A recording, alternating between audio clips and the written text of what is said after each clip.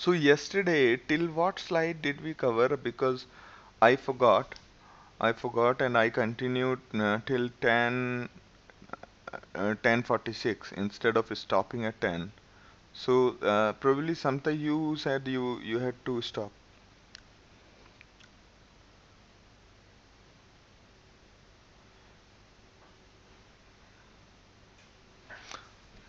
So Samta, we were just discussing about what are the various things people would be asking in the interviews, and when it comes to big data and big data architectures. So first, I was suggesting to do couple of assignments on MapReduce, more assignments on MapReduce. That will give you a complete hold of. Hi Sakti, hello Bhagwat. So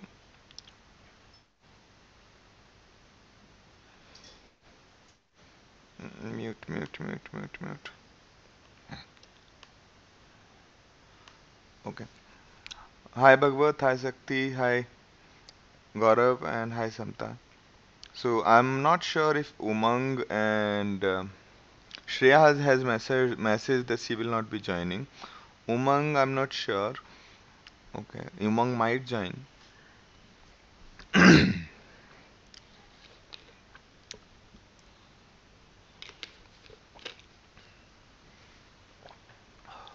Okay. So what I was suggesting is you know, to work on couple of more problems at your end. One was something related to say anagrams.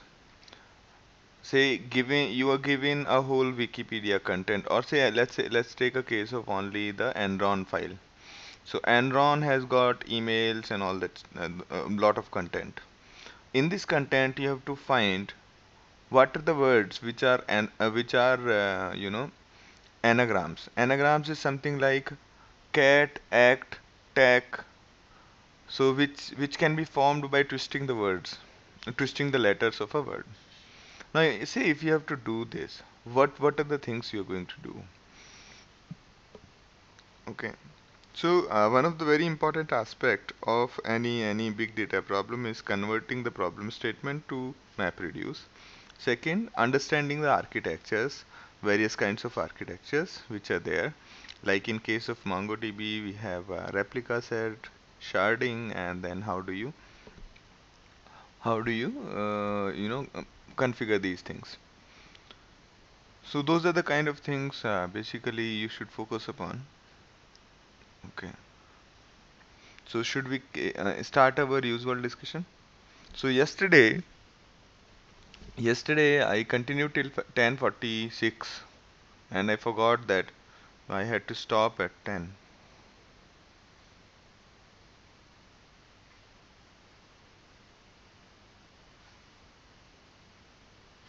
So Bhagavat says that he has got some problem with MapReduce, and the same function work on smaller data set, but on bigger data it seems not to be working. Okay, okay,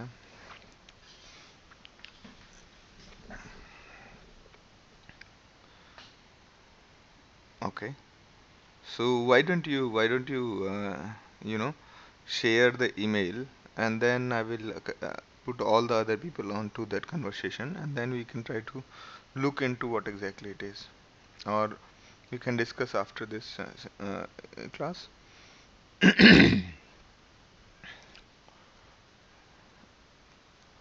Okay. So so from which slide should we start? Should I start from where exactly I left, or should I start at something like arbiter, or from, because I believe some of the people had to stop, and I forgot to stop. Okay.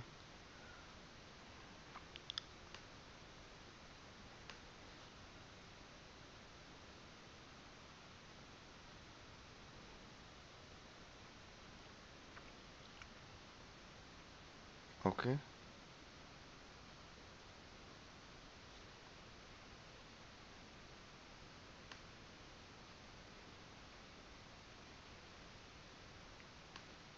So does anybody else is having the problem with respect to small and bigger difference in the behavior of map reduce on smaller and bigger data sets?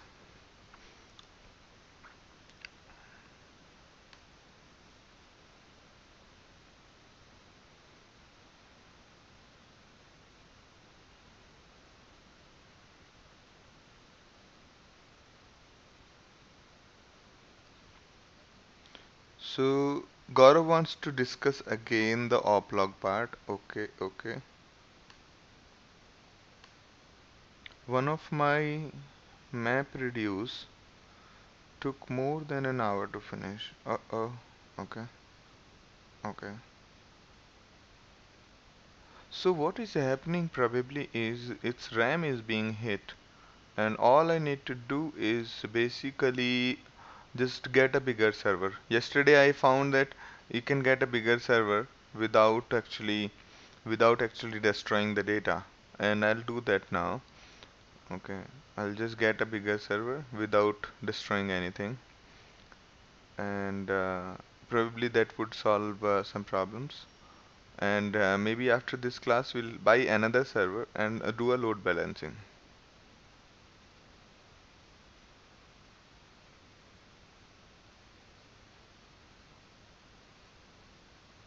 Okay, okay, okay. So why don't Samta, why don't you share your MapReduce code which took more than an hour? I'll have a look at it, and then I decide whether the query was efficient or not. And also basically just have a look at the indexes, whatever query you are doing. So, and let's have a look at it. Okay, okay. Okay, so basically in that everything looked fine to me. Okay, everything looked fine to me. Let me have a look at it again. So you're talking about question number 3 or 2? Okay, the last one. Okay, okay. No, last one was perfectly fine. It should not take one hour. Okay, probably we are being hit by paging, and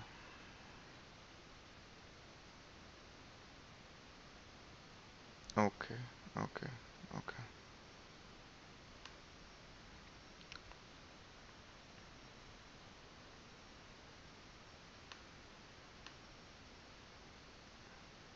okay, okay. Let me review and get back.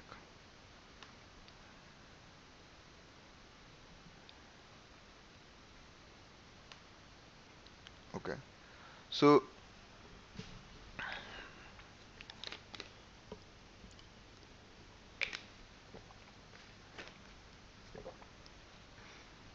let's start with something called oplog today, and then sort out other problems also.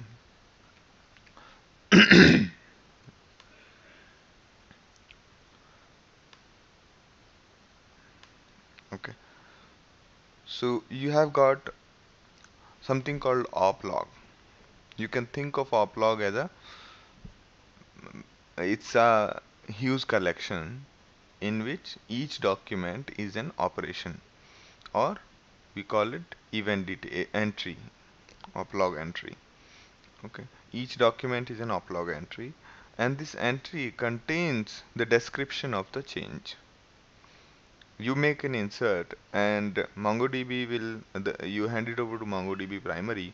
MongoDB primary took that insert and saved it in the disk, and also made a you know basically an entry into oplog saying such and such change came in. We give a new number to this change, this ID to the change, and this the type of change is this, and timestamp is this. So such kind of details are put into oplog. Okay, and basically as and when these requests keep coming in, it keeps adding that to oplog. Okay, now basically oplog is a special kind of collection which is a capped collection. Okay, capped collection means that it is of fixed size, and older records automatically get overwritten. You don't have to do anything about older records,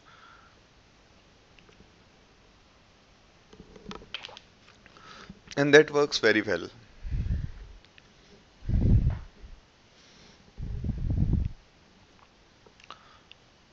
So, okay, till here, do you guys have any questions related to oplog right away?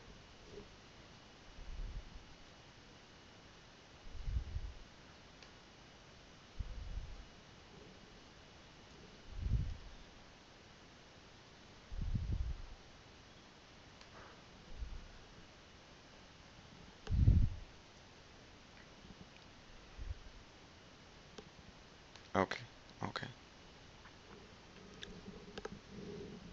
So each of these operations which I'm talking about, which I stored as a document in the oplog, are basically modify the data in the database, and they are located. This collection is located at this local.oplog.rs collection for all.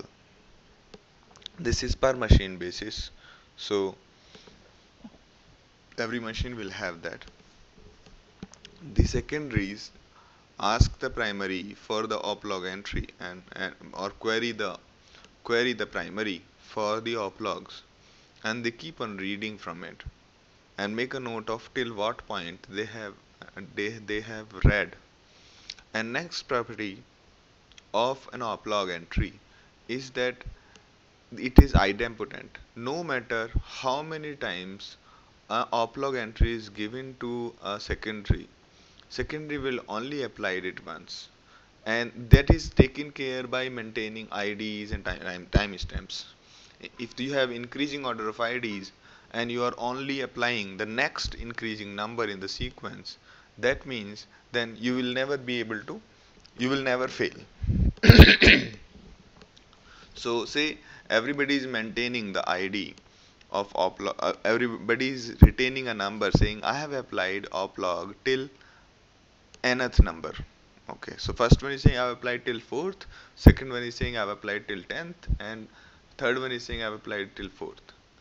Okay, now server says that the moment server makes a write, somebody inserts into it, it increases this this ID of the each oplog entry, and adds that new oplog, adds that new oplog entry into the oplog, saying that this is a newer ID. Now all of these guys will fetch it from the server and then only apply the next one. Okay. So fourth one will only apply fifth one on it, and so 10th one will only apply the 11th one. If there is no 11th one, it will keep on, it will just wait there, and so on. Now if the primary goes down, the fourth one will say who is having the fifth and onwards, and all the other people are going to reply from the network, and he will take the oplog entry from the other machines and apply on it. Okay, so the point to be noted is that each oplog entry has got a sequence number on it. Okay, so sequence number, since it's only primary writes the data, so it is easy to create the sequence numbers. So that is how the whole thing functions. Okay, so the more the writes are happening, okay, the faster this thing will grow. Okay, and generally the oplog size is 5% of the total disk size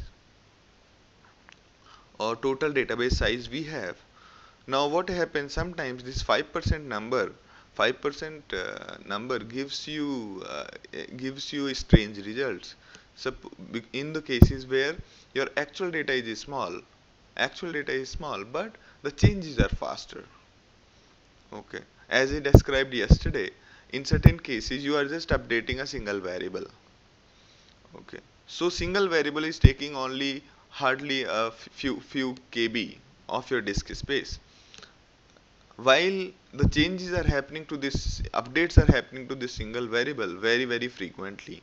One such case was, if you are maintaining a website counter, so people are visiting and the website counter is increasing, it's just increasing a number, but actually there are so many updates per second that the oplog is growing huge. Now 5% of few kbs is very small, it's not able to it's not sufficient size for your oplog, and in those cases you need to increase the oplog size.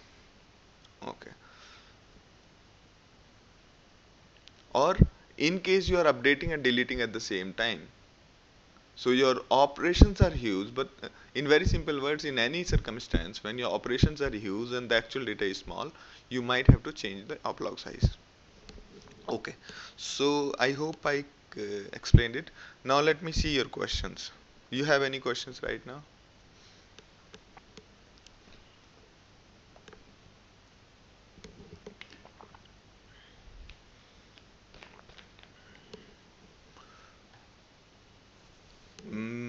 How should I describe? Oplog size, maximum size is same as the maximum size of a capped collection. Okay.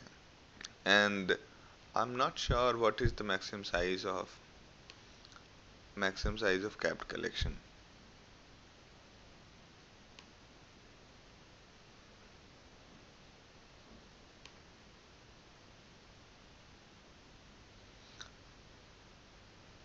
So the maximum size, I just did a Google for you, and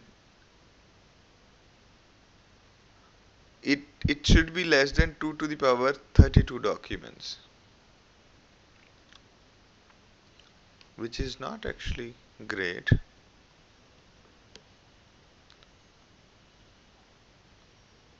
333, yeah. So for 4 billion documents,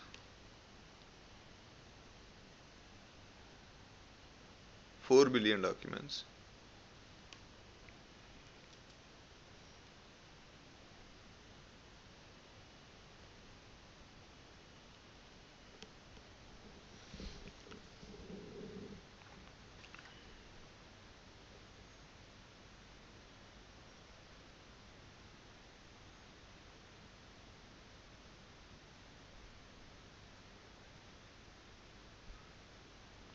So both that is node 1 and node 4 both query from primary for oplog, but only apply if they shard that data. What does that mean?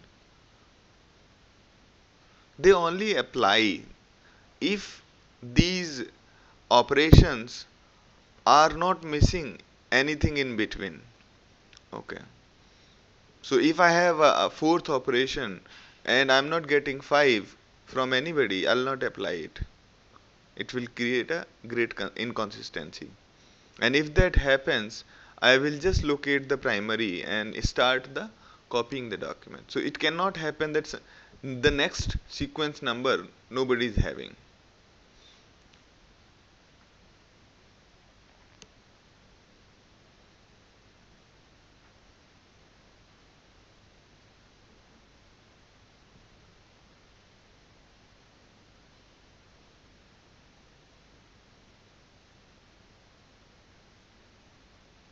I think Gaurav means that they only apply if the relevant data is in the shard. Mm, Basically, that ID should belong to those people. Okay. And in when we are talking replica set, it's actually we are talking about a single shard. Okay. We are talking about a single shard because they always a replica set is belongs to a single shard. Okay. Replica set means a single shard. Okay.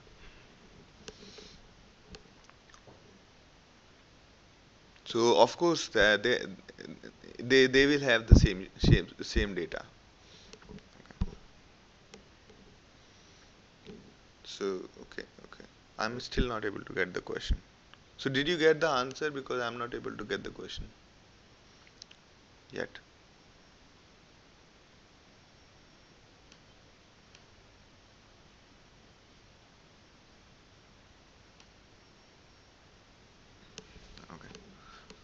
So Bhagvat, the thing is that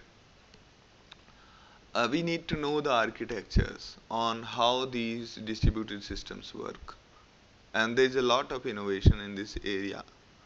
Okay, so other than analysis, how to use these machines in conjunction with together, you need to know how does it, how can how what are the various architectures.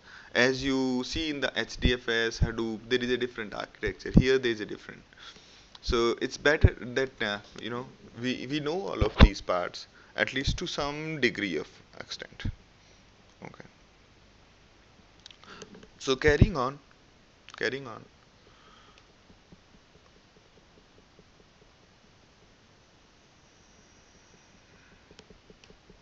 So these are no, I mean, we will be we will be installing as part of this exercise. We will be creating replica sets.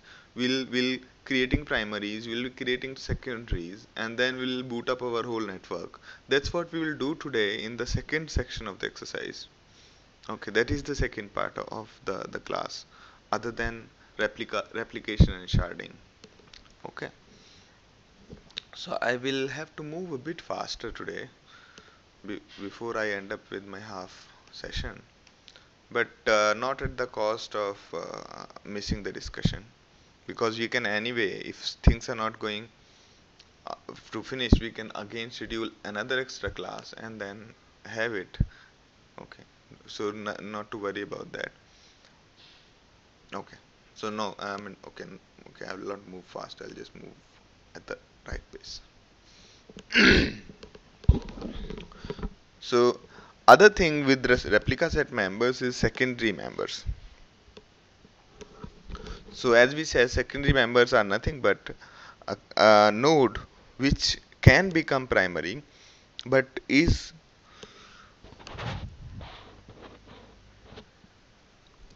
only responsible for reads and keeping a replication of the data.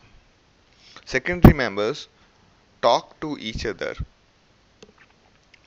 and to know about each other's health so that they can vote it during election time.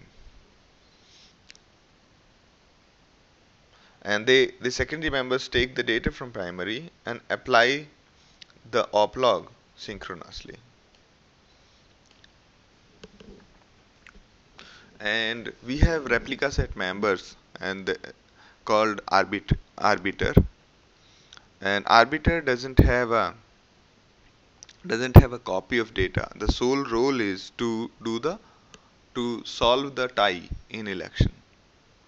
Okay, because he himself, arbiter, cannot become primary. So if you have four machines, okay, if you have four machines, they are all saying that we all four become the primary. Okay, now arbiter said that only you guys can become. So whosoever arbiter votes wins in case of a tie. Okay. Arbiter is just any secondary member which is used in during the elections. It has got a very small role which is of untying the elections.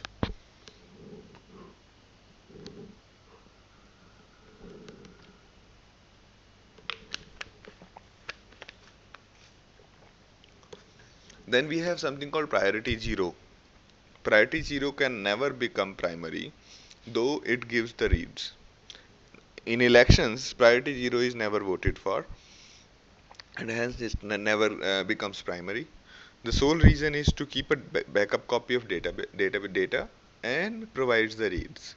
It can never write the data. The reason to have priority zero is to have multi-center data deployments. Now let's move on to something called interesting part, which is hidden. Hidden. The sole purpose of a hidden is to keep the backup and reporting. So these members can never provide the reads when people are reading the data. You can never read from the hidden members. They, but they vote. Okay, but they vote, and the main idea is that, say you are having you put a backup at a very remote location. So, and what do you want to do is you just want to keep a copy for the safety reasons, while you do not want to redirect any of your traffic to that location. In those cases, you keep the hidden members in that particular location, which will just keep a copy of your data.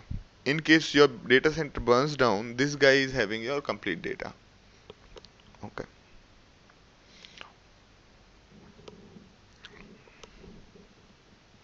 Now the next set of members is delayed. Okay. Now delayed keep a copy of replica set. Okay. Basically these are they contains a copy of the data. Second, these are specifically designed for human errors. Okay. To avoid the human errors. So basically the data in a delayed server, delayed machine is going to be at least an hour late.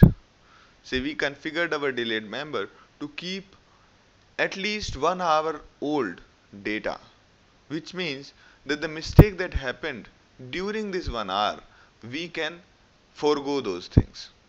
Okay. So that's the objective or purpose of these delayed servers. They will have a data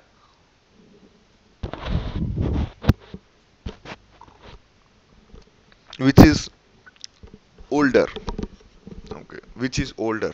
They make sure that they have a historical snapshot which is pretty old, and they too read from oplog, but they apply it at a delay. And this can be configured using set slave delay config, and they do vote in election. And this is the summary of the whole game. Okay. So primary does all of this. Primary you can read from primary, you can write to primary. It is of course primary, so it can become primary. Now it can vote, has a copy of data. Okay. Now we have got secondary. Secondary can do everything what primary does except for writes. Okay. It does, you cannot write to a secondary. Okay. Now there is priority 0. They are exactly like secondary, with the exception of that they can never become primary. And then hidden members I mean are like priority 0, meaning you cannot write to them, you cannot make them primary, but you also can't read from the data. Okay. But they have a copy of data and they can vote. And then there is an arbiter. So the role of an arbiter is only to vote. Okay. As you can see from left to right, one thing is going down. Okay. At every step.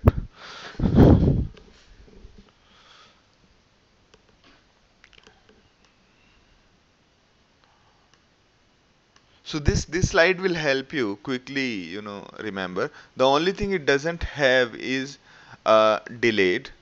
Okay. Because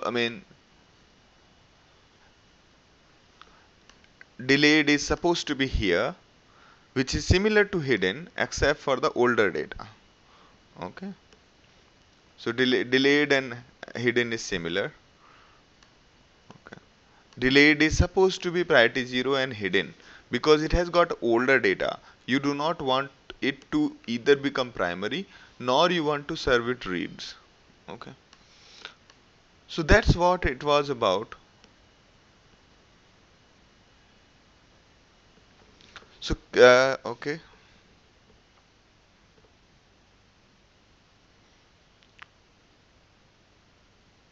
Okay. So Sakti's question is, what is reporting in hidden? Now let's have it look at what does it mean hidden. Okay. So I said that these servers are dedicated for reporting and backups. Since we have made them hidden, they are not serving reads. Okay, when they are not serving reads, which means they are free. which, which means they do not have too much of load. All they do is take the data from primary, keep a copy of it. Now these serve as the objective of these hidden machines is to serve as backup and also keep on preparing the reports for various objectives. Okay, keep on churning the data for you because they are fairly free. Okay, so that is why the objective of such servers as hidden servers is to provide reporting and backups. Okay. Bhagwat's question is, can hidden be the arbitrator? Okay. So basically everybody votes in elections. Okay. Everybody votes in elections. So hidden, you can basically run another process on the hidden server and then make that guy, arbiter. But it will not be a justified thing because you keep generally the hidden server at a location from where the pings will fail, meaning which is on a distant location and the connectivity is not very great from delayed. So if that guy is going to vote, his vote is going to be very biased. Okay, may not be very accurate. So that is why it is not a very safe assumption to keep an arbiter and hidden on the same machine. But what you can do is you can run uh, arbiter on any other places, but it is always strongly recommended to have a separate thin thin machine with low memory and a low disk. Okay, and maybe low processor because it doesn't have to do much. Okay, we do have a tendency of combining arbiter with other people, but that's not a very great idea generally because that kind of vote you are anyway getting.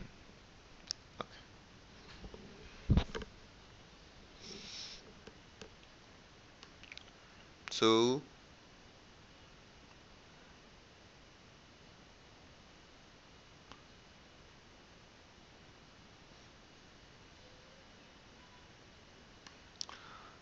should I move on to sharding now?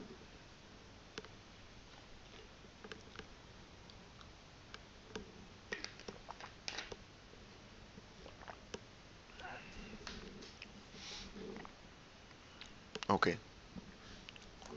So sharding is comparatively far simpler than a replica set. Replica set has so many members and so many dynamics. So sharding has some important thing guy called router. MONGOS. So far you had been only interacting with MONGOD, which is MongoD. When you say your command line Mongo, it actually connects to a MongoD, which is basically the guy who is storing your data. Okay, or a replica set member. Now,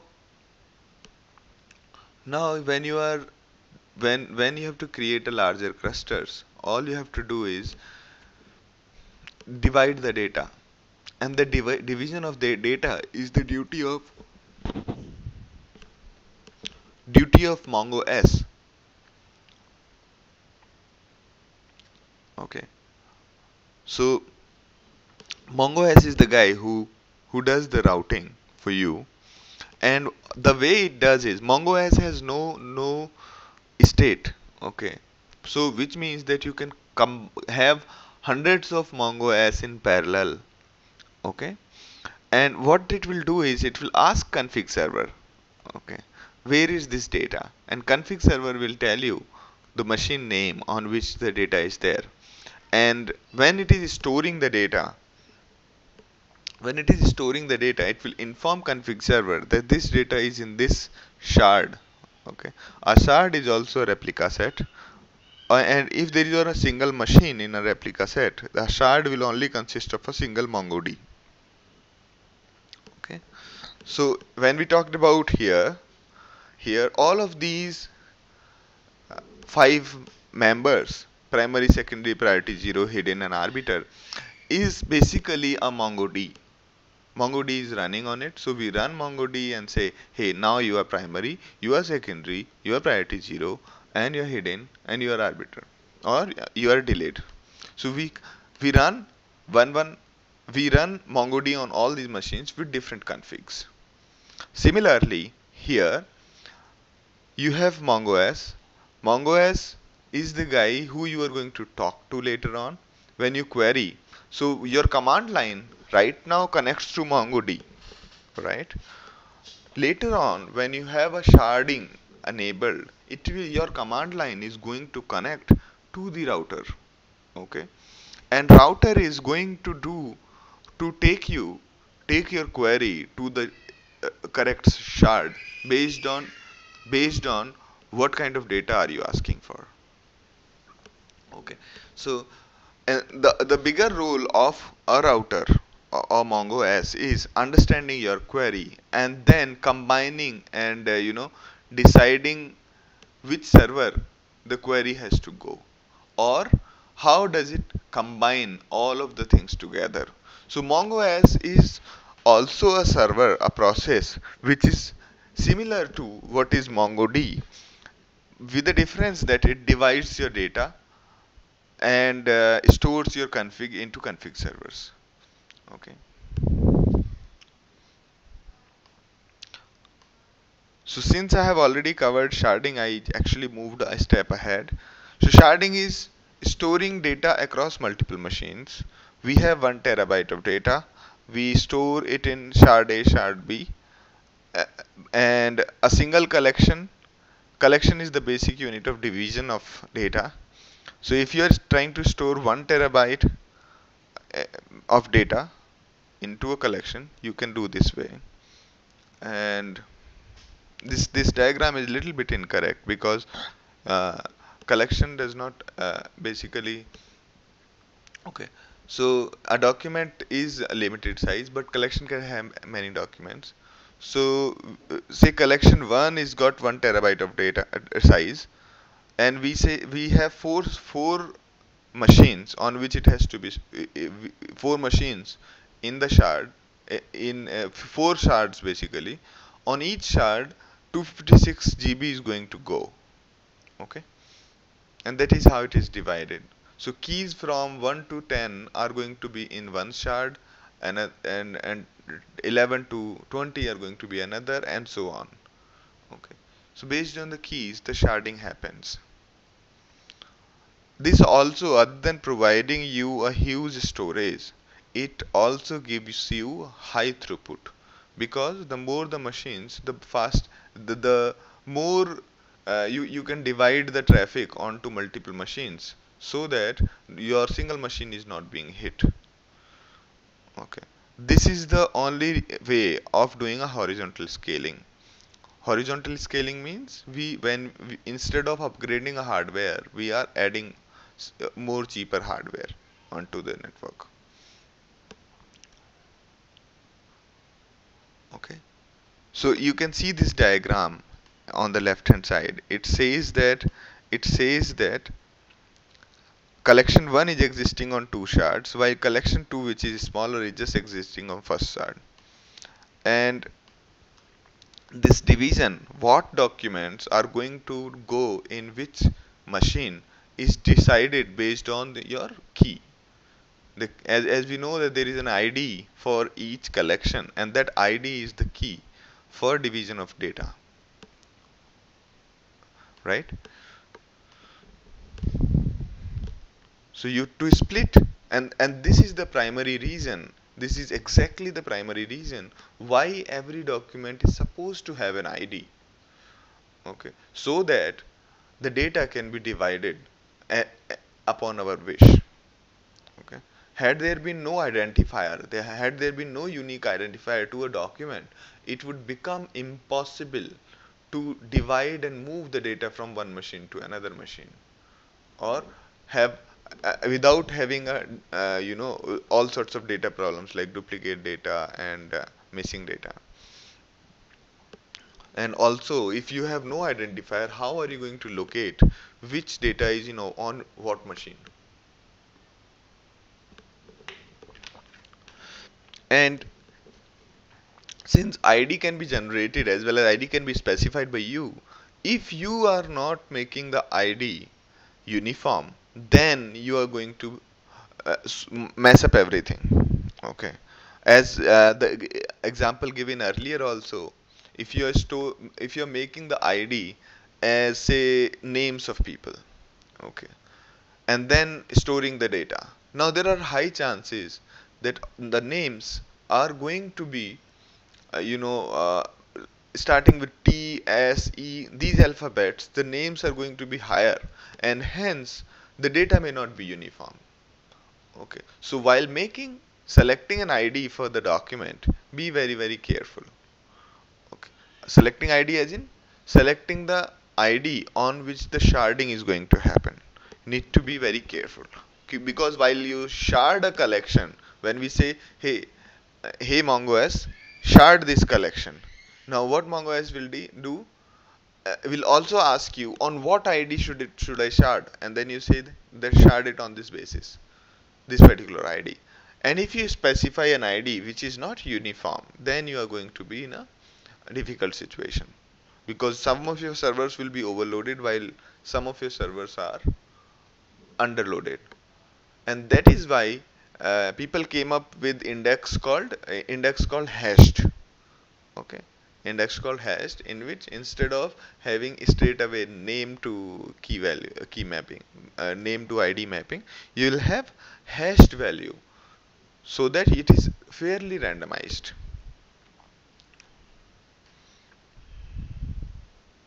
Okay, I've got many questions. Why do we have more than one Mongoose? But what advantage we get by dividing based on ID? Uniform distribution. Is there any other? Uh, okay. Why do we have more than one Mongoose? So good. So answer to it is that to give a better load handling, because Mongo as per prima facie, it does not store any data, but it does the processing for you. Say a query comes to MongoS, it has to find out what are the where clause in it. After figuring out, okay, you are trying to search on these fields, it has to find out which fields have got indexes. Okay, and then in case and then based on that indexes, it will find out that uh, is any of the keys, is the key being used for sharding. If it is, then it becomes easier for MongoS to to ask specific data from the servers for which you have specified the keys. If not, it has to poll all the machines in the shard, all the shards, and ask for the data and then combine it and give the results back to you.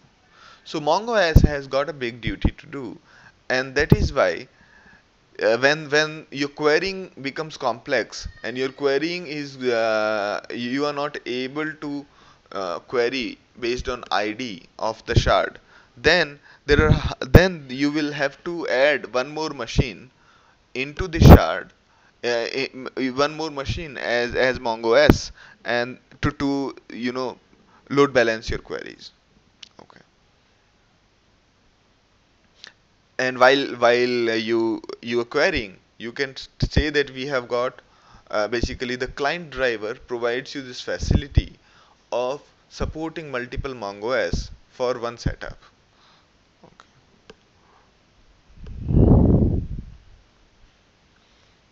Hope I answered Bhagwat's question.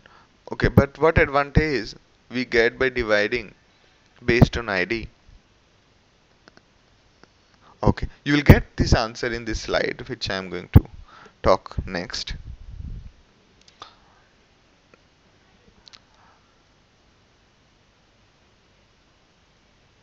Okay, so question of Gaurav, I think I have answered partly. You see, you have a field XYZ and you want to divide your data based on this field. You can do that while you are sharding the collection. Okay, so every collection has to be sharded. You have to tell MongoS that I want to shard my collection based on this and that. Okay, and that guy will do this for you. Okay. So you shard it, and while specifying that, hey, I want to shard this collection, you also tell that this is the my this is my column on which I want to, this is my field on which I want to shard. Okay. Okay. Now, shard key can be based on range or can be hash based. What does it mean? Okay. So when we say range based, it means that we are trying to say that,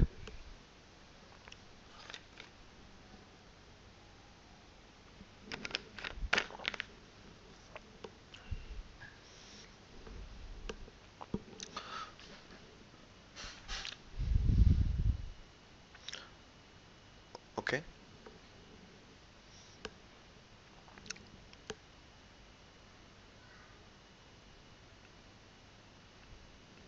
So basically, when you are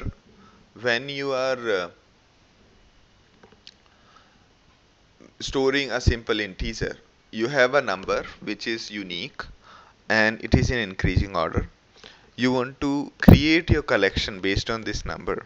This is called your usual range based sorting. Okay. We specify that from this place to this place, we are going to store in first shard. From this point to this point, we are going to store in second shard, and so on. So from 75 to minimum key, we are storing in first shard. First shard is in. So a collection when it is divided into pieces, it's each piece is called a chunk. Each piece is called a chunk. Okay. So chunk one goes onto first machine, which is going to store in from minimum to 75 or minus 75, and then from minus 75 it is storing till 25 on the second shard or second chunk.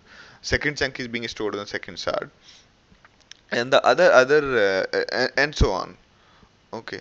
Now it has got a very great utility.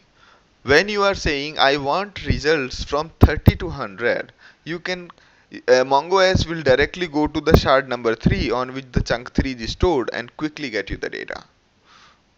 Okay, it will quickly get you the data. So that is the efficiency involved when you are doing a range queries. But it is quite uneven distribution. Okay, because you don't know in what for what number will there be more data for what.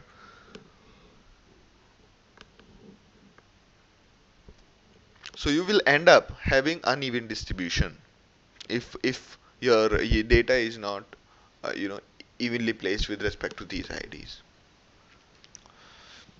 Now there is another way called hash based sharding.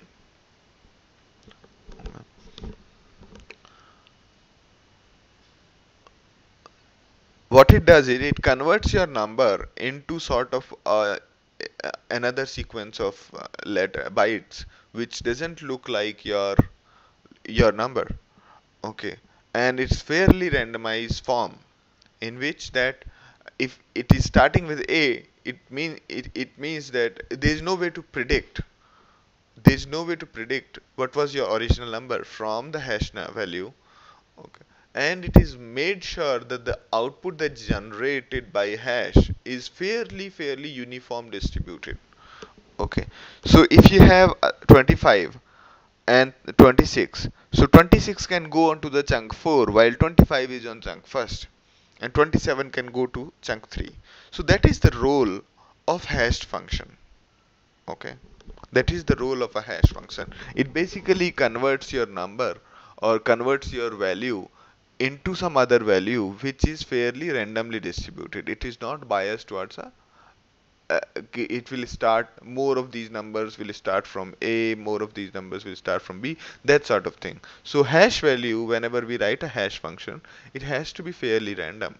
In case it's not fairly random, the output of it is biased, it is generating most of these numbers starting with A, then it is not a good hash function.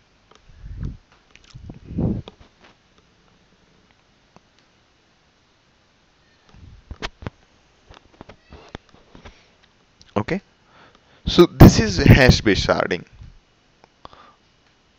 Okay, and you need to take care of proper precaution while defining an ID or defining a field on which the data has to be sharded. Okay.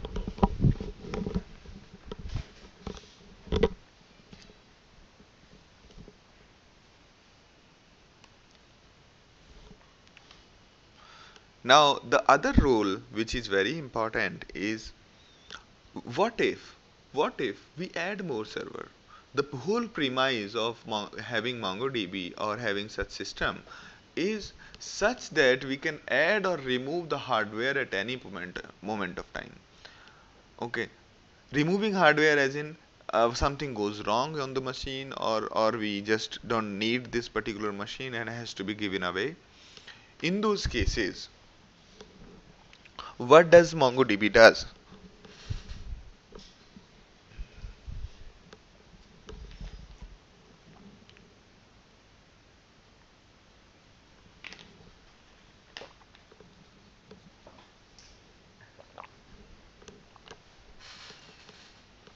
So MongoDB tries to balance the data automatically. The imbalances could be caused due to removal of the server or addition of newer data. Say you were adding lot of data, and the moment it realized it was continuing with adding into the first shard, and the moment it realized, oh, lot of data has to be added, it starts distributing it to the other machines. So addition of newer data, addition of servers, removal of the servers. Okay, so these are the reasons of the imbalances. So data distribution happens as a two-step process. First, it will resplit the data for you, and then balancer will move the data from one machine to another, and this is done in an underground process.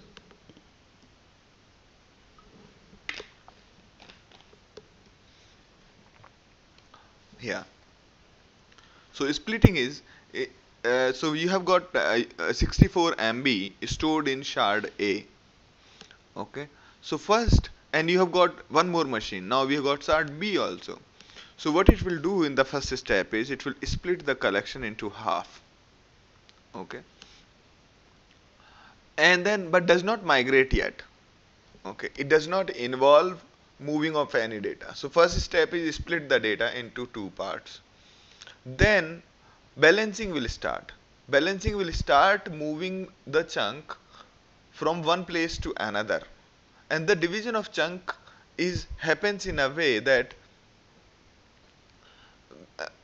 so to move the data across. Now when you migrate, I mean these all chunks are being migrated in the background from one machine to another. So you have got one machine A, and then you have got other machines, and what you did was you have splitted the chunks into half. Now the machine with the highest chunk will move some of its chunks to another machine. Okay, another machine. And once the movement is over, once the movement is over, then a confirmation is given back, and then the A which was splitted, only then A will be basically A will be deleted only after that. In the meantime, MongoS will be informing your config server, which will be told the data which you noted down that it was in A has been, some of it has been moved to B. So update your records. After the config servers, which the config server sole duty is to store where is what ID. Okay, which IDs is exist on which servers. That is the role of config server. And once everything, all movement is completed, config servers have been updated, actual data has been moved, then A will be deleting the original collection, which means this collection which was splitted. Okay, the left hand side collection, this 64 MB collection will be deleted after the migration has finished. So it splits a huge document into two, or multiple documents into small pieces, and then starts moving the big I mean start moving the chunks from the one which is having highest to the one which is having lowest, and then the second highest to the second the next lowest, and so on. It will keep on doing it till the point it reaches a kind of equilibrium. Okay, and each movement involves updating config servers and then removal of the actual one. Okay. So this process starts immediately after you add one more machine into the shard, not in the replication. In case you are adding one more machine in the replica set, it will basically starts the replica set copying onto its machine, and then later on it will just start uplog copying. So that if you are adding one machine into a replica set, a process is different. If you are adding a set of machine or a single machine into a shard and informing MongoS that we have got one more machine and update your configs properly, it will balancer will quickly start moving the one which is the maximum loaded to this newer one. Okay, and we'll have all of your data there. Okay.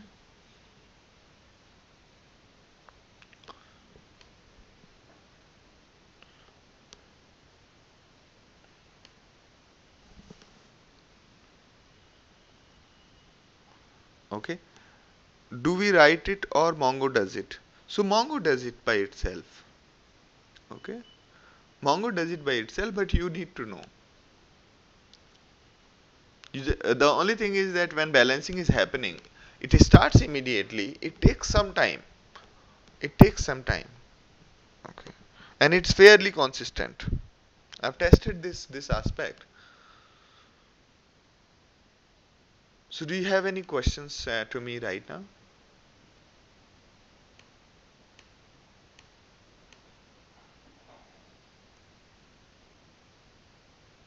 Samta, Sakti, Gaurav, Bhagwat. Okay. Sharding a single doc might hit the performance.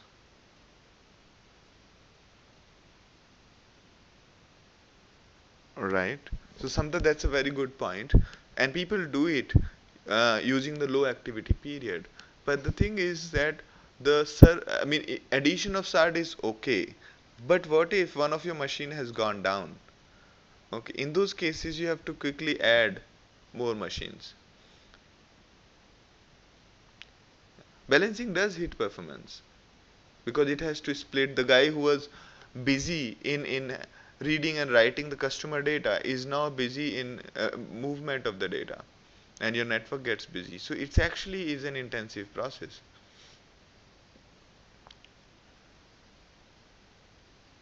Okay, so Gaurav's question is sharding a single doc might hit performance.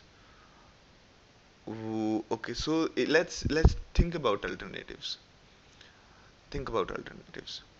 Uh, okay, single document. No, so single document we do not shard. Okay, document is indivisible in the nature. The only way a document is sharded is using a newer mechanism, say gridfs. Okay, all gridfs does is it pretends as if your document or file is being sharded, but it is not sharded. Okay, a single document is never sharded.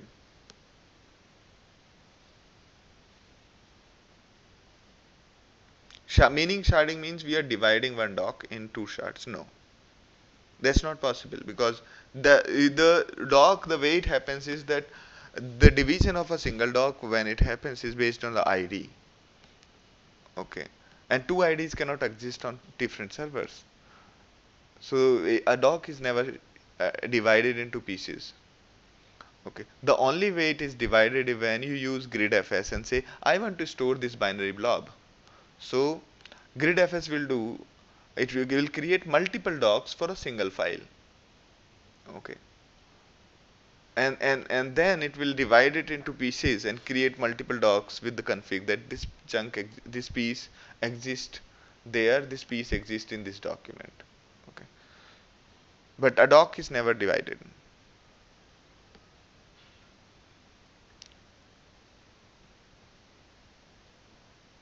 But replica should help write the primary, probably does the copy.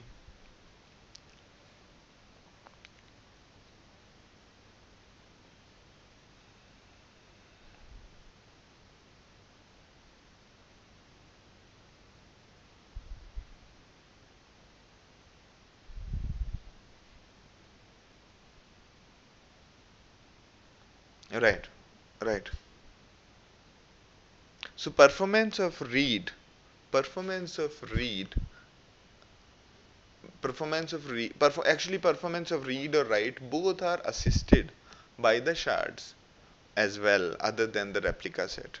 Okay, because if you have divided your data into chunks which are existing on multiple machine, and people are trying to access this data, say xth document or ninth document or 10th document, and so some requests are going to first server, some are going to second server, and some are going to third server. So the overall performance you get is is really good if you have sharding, and on top of it you have replica set which have primary and secondary.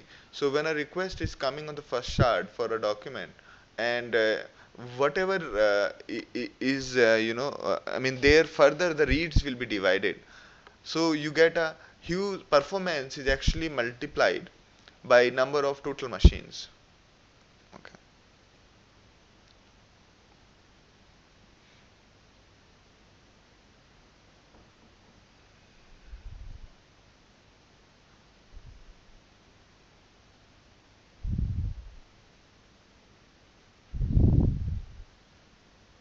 okay, okay, okay, okay. So let's take a scenario of exactly like mm, storing English names.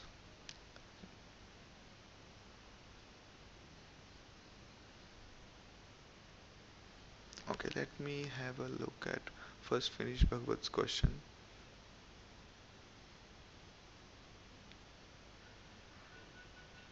Performance of read should be helped with replica reads. Why the balancing is happening? Replica can take care of the load. I wanted to know when load balancing is happening. Will replica save the impact of balancing? Actually, no, right? So balancing is happening to balance the data between various shards. Okay. In a replica set, all the members contain the same copy of all the data. So,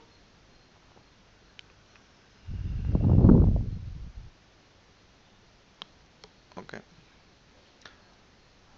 So basically, if your data is not properly distributed, your more data is coming in, your first replica is going to be about to become full. Okay. So it is inevitable that you move some of this data to another replica set. Okay. I hope I got the answer. So Bhagwat, did you get my answer? So when you have huge data and first server is loaded, no matter what kind of replica set strategy you have, all of the all of them are going to be overloaded. Okay. While the others are free.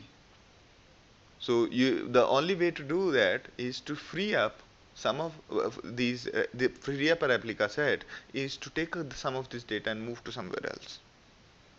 Okay, let me go over other people's question. Can you give an example where hash-based sharding has an advantage? You mentioned it. It is not good for range-based queries. Yes. Okay. Let's take an example of.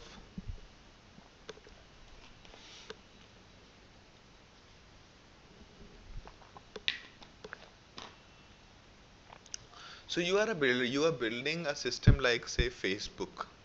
Okay. Where you are storing the people's profile, and the key of the people's profile is your email ID.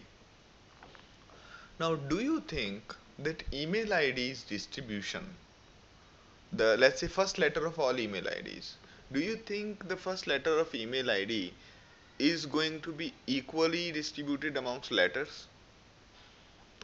Do you think that email ID starting with A are same in number as the email ID starting with Q,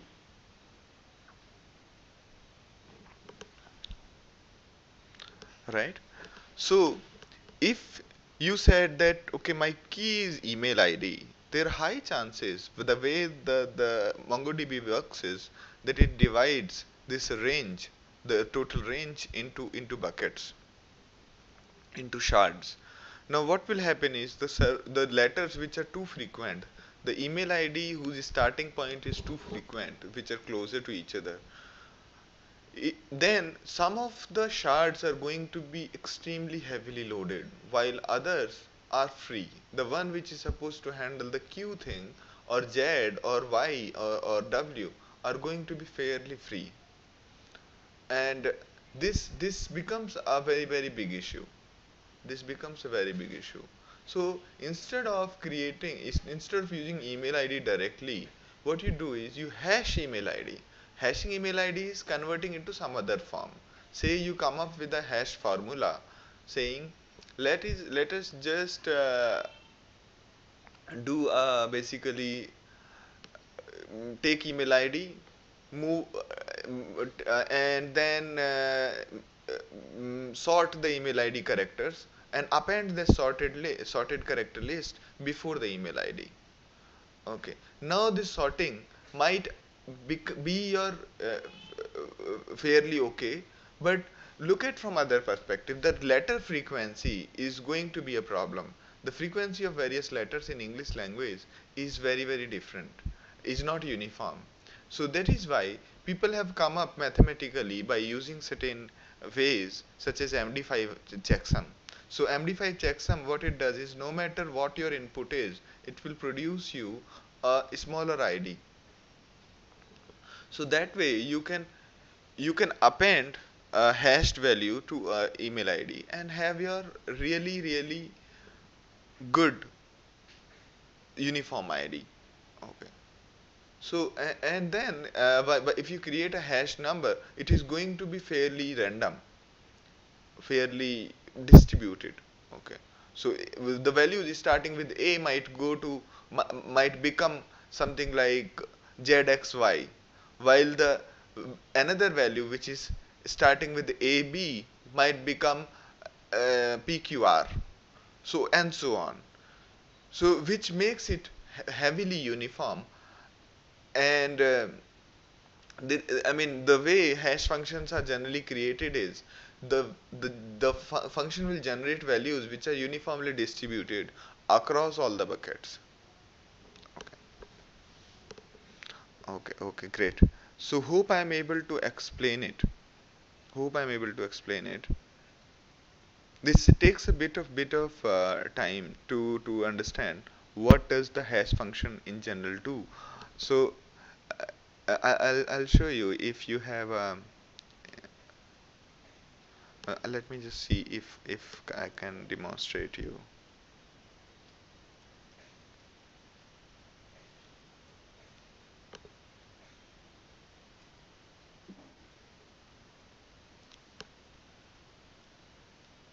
I'll show you an example. I'm sharing my screen, and that should probably give you a good idea.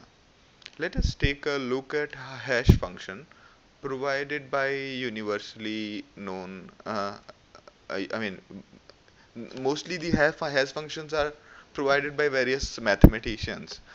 So say let's take a case of MD5 sum. Okay, MD5 is one way of creating hashes. So here, let's say my ID is Sandeep, let's say. Okay. Now, uh, Sandeep and Sandeep1 are most likely going to be stored on the same shard. Let's see if I pass it to MD5.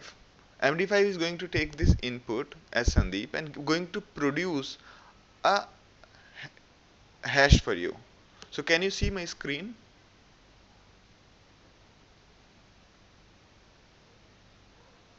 Okay.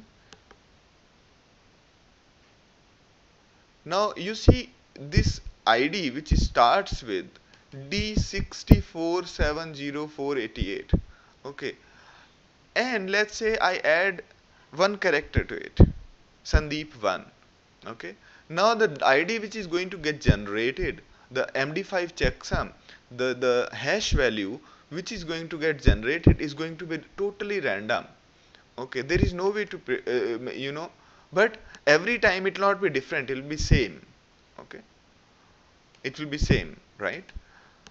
That is, and if you look at it, okay, if you look at it, it's very very different. Even though we have just added a bit of it, you just added a space at the end of it, it becomes completely different number altogether. You see, so this number is completely different from this one and this one. Okay, yes, no matter how many times you run it, this number is going to be same. Okay, and that's also, this strategy is also used when we store your passwords in the database. Okay, you do store a MD5 checksum of your password in the database. Okay, so anybody who gets the access to the database will never get access to the actual password. And when we match the MD5 checksum of your password. We create MD5 checksum and then send it to the validator. A validator just compares the MD5 checksum. And this way, anybody who gets the access to the database will never be able to figure out the password. Okay, so these are few uses of a hash function. Every year, I mean, every digital signature has a hash function, and these are cryptographical functions which provide you lots of functionality. Okay, and everything starting with primary foreign primary I mean private key and public key, everything has a common denominator called hash function. The hash function's duty is to produce, no matter what size of your input is, if my input size is say this big, still the output of MD5 sum is going to be a same fixed size. Okay, and even if my single letter is there,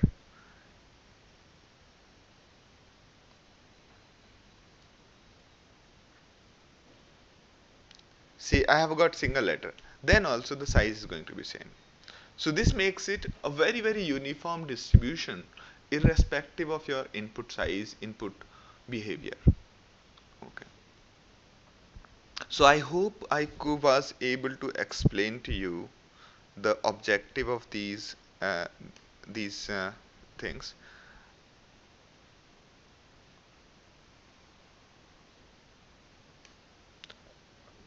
So this was one example of hash function, and this could be, there are hundreds of ways of creating hash function. And the thing is that there could be, you can create your own while having a hash function.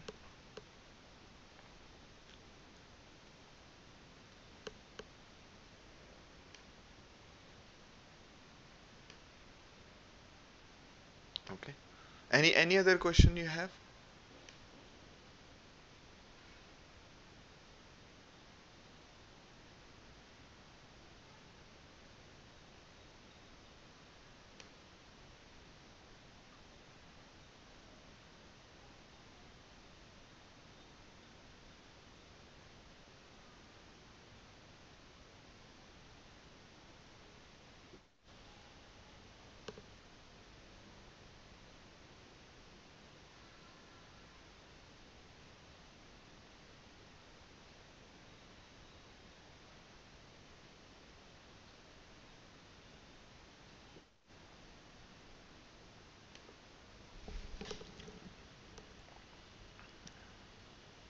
No, MD5 is going to give you the right exactly same output irrespective of which machine, what time, or any other variables.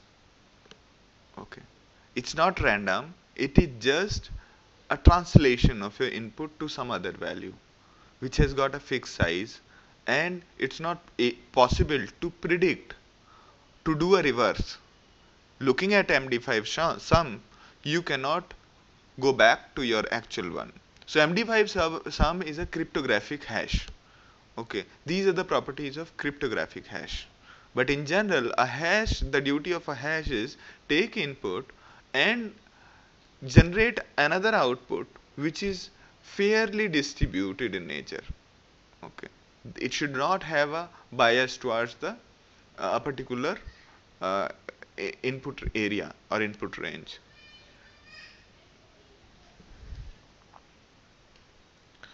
If I no, it will not be different at yours. It will be exactly same as mine. Okay, you can do that. Okay. So MD5 is one, and then there is SHA1, SHA1, and then there are a couple of more. We used to use DES long back, and we had a couple of more ways of doing hash functions. Okay, and hash code is also the same version of say you are I mean this hash function is actually pretty important thing in case of a technology. See, you are comparing your music files, okay, or you want to compare the content of two music files. One way is you compare them byte by byte, or you can do is compute MD5 checksum of the your first MP3 and then second MP3 and compare their hash code. Okay, if their hash codes are matching, their contents would actually be matching. Okay, at a very I mean in a very good chance. Okay, the only way it will be clashing will are very rare. Okay, so if you want to find the duplicate MP3s in your collection, so what you generally do is run them, create MD5 hashes of all the MP3s, and then do run a deduplication in your using your own techniques, whether MongoDB or whatever. You do a deduplication, and then you can say, oh, these files are actually my duplicate ones. Okay, so you can convert any of these comparison problem also into a sorting problem. Okay, so I hope I am able to explain what the objective of this thing. So let's take a little bit of break and come back in say 10-15 minutes. Okay, let's come back at 10:40. Okay, and then I'll give you a demonstration of setting up the cluster. Okay, okay, let's meet up at 8:40. Okay,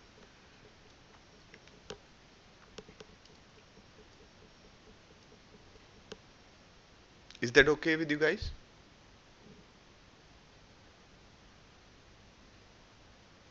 Great.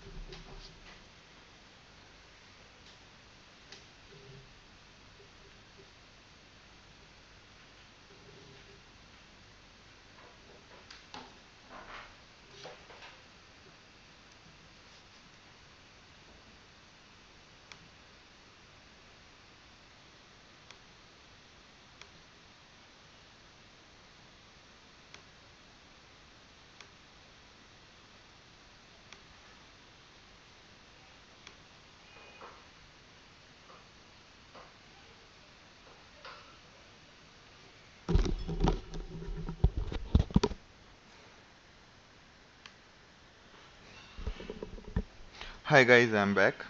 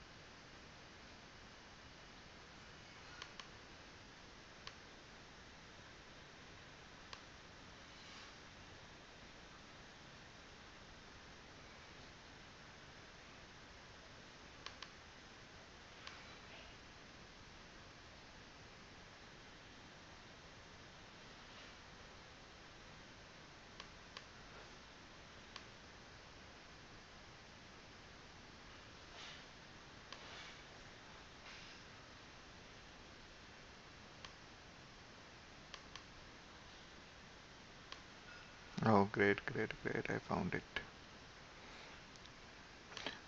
Hi, are you guys back? Maybe.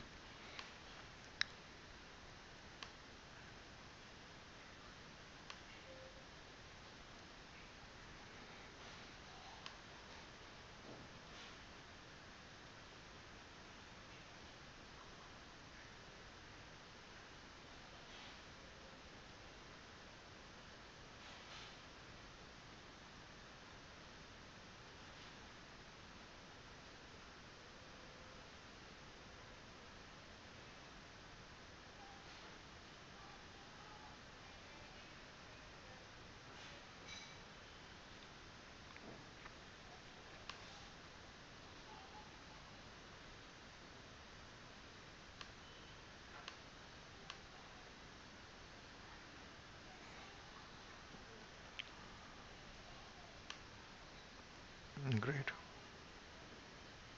Samta Sakti, let's start. Are you guys back?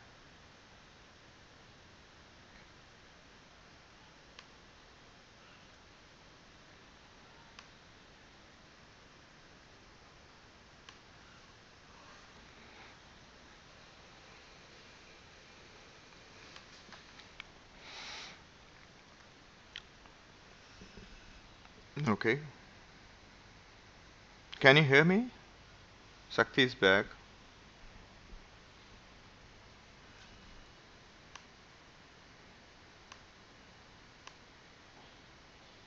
Great, great. Okay, okay. So, Bhagwat wanted to look at the assignment or after the class. So, you want to discuss the assignment? Anybody? So, yes, Bhagwat, what was your question related to assignment?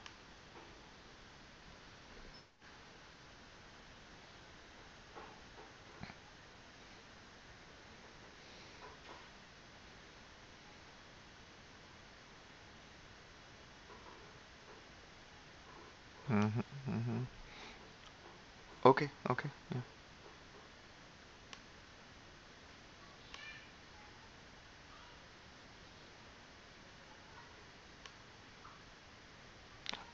I'm not sure if your screen will be shared with other people. Okay,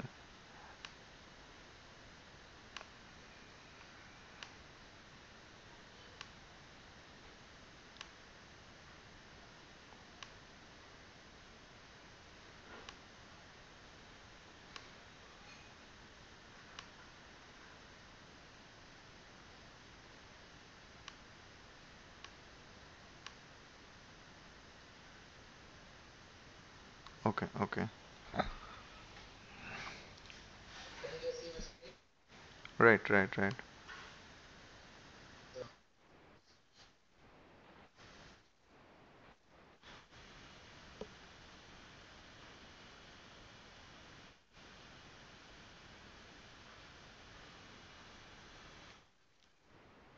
You can actually write type MAP and then we can see. Type MAP, enter.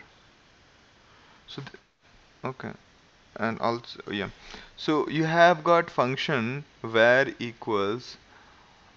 pair equals id dot from email id dot to email id, and then you have what you have done is you have sorted each of one, and then you are trying to emit the pair. And okay, okay.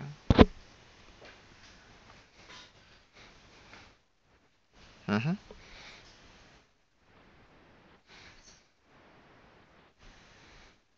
Okay, okay. All reduce does is it takes the values. Uh,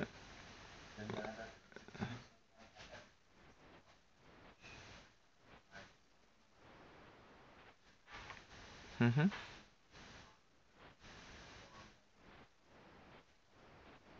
And just to let everybody know that if you press Control R, you can search in the history of your Mongo command line.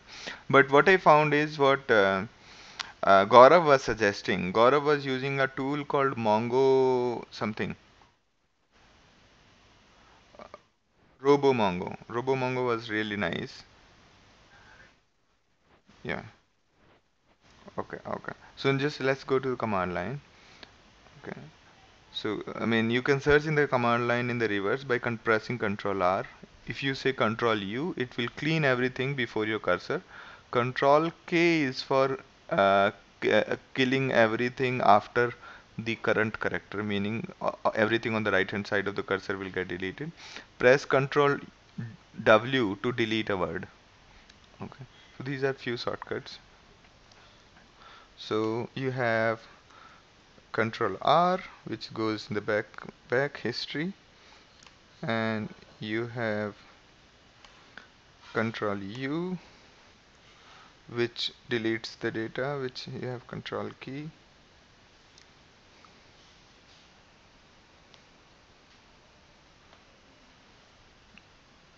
Okay, just I will just finish it up. Do not worry. Control W. That's it. Now let's okay. You can actually select Bhagwat in the icon below, and then you will keep it selected there. It will not switch to my screen. I'm telling Gaurav. Yeah, you can just click on Bhagwat icon, and then it will not switch to my screen. Okay, okay. So you have got map function and where pair. Okay, fine. This is fine. Now, what was the reduce? Okay, in reduce, what you're trying to do is print values dot length. Ooh, okay, or for just for the debugging purposes, and then you say where sum equals 0 for I less than values length and I plus plus, sum becomes sum plus value. Okay, so basically you are summing all of those, right? And then the,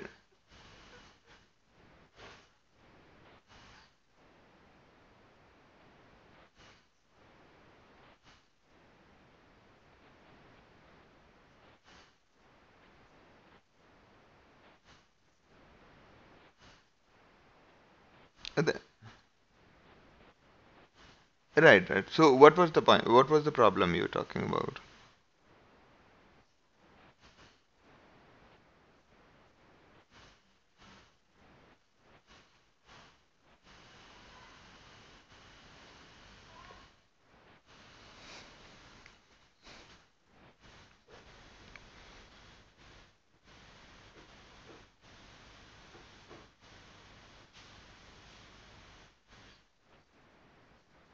Mm-hmm.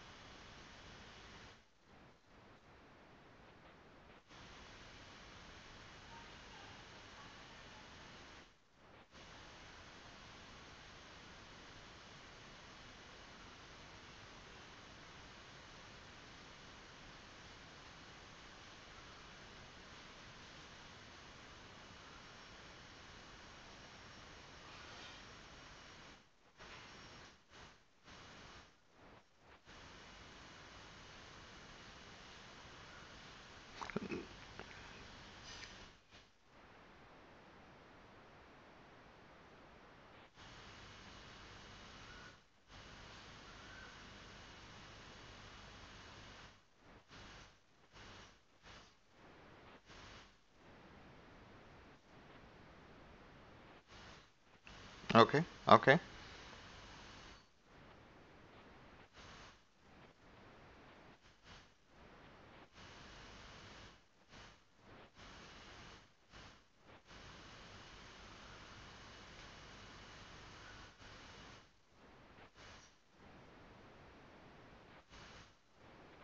Mm-hmm. Mm-hmm.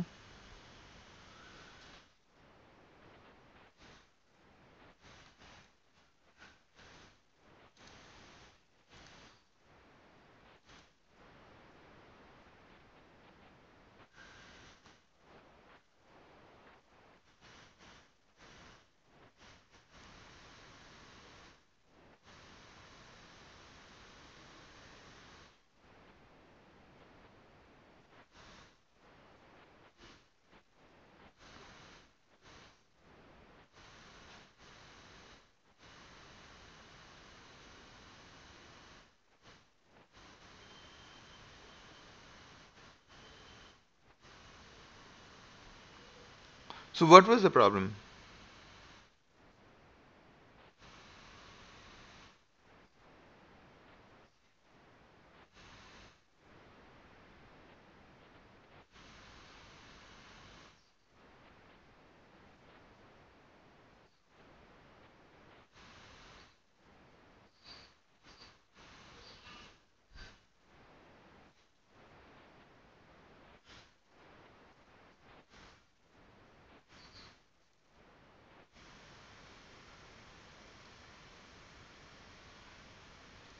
No, that is okay, right? Wait a second. Wait a second.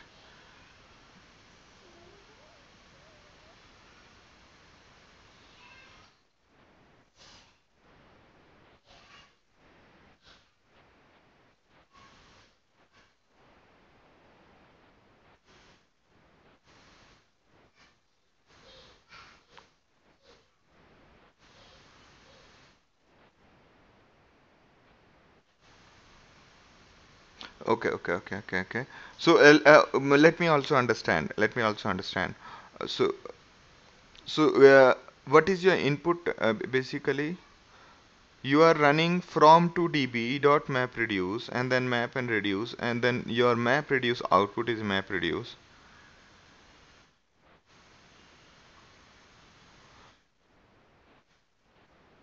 Okay. So, can you? Is there a way to? So basically db dot from to db dot map reduce, and then you have given both the function and then map reduce.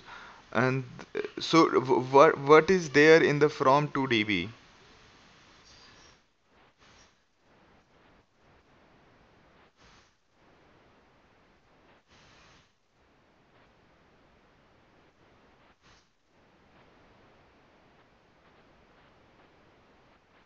From this person to recipient. Okay.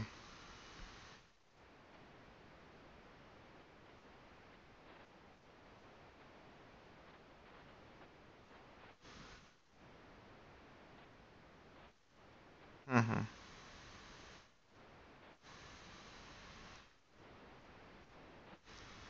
Okay. Okay.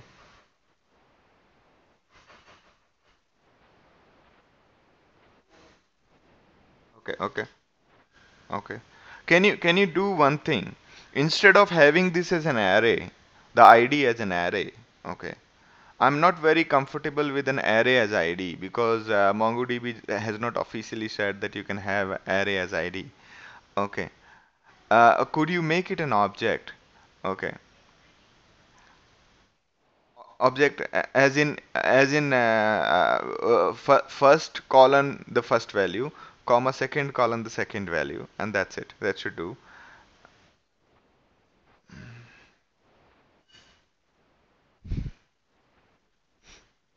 No, no, no. You can just, instead of doing a sort, you can just compare the two values. Whichever is lesser, put it in the first, and whichever is greater, put it in the second.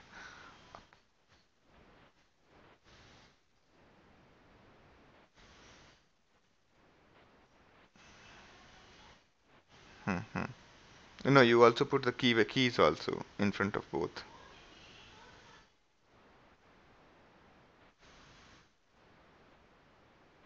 Okay.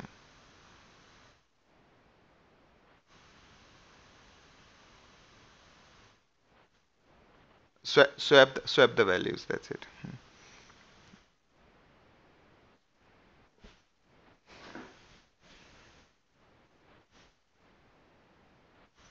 Hmm. Just write a colon this dot id a colon.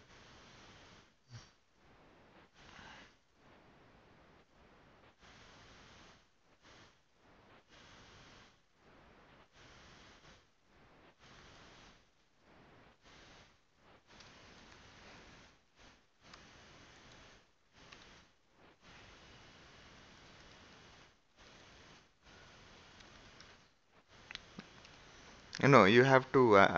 I mean, first, and there should be else also, right?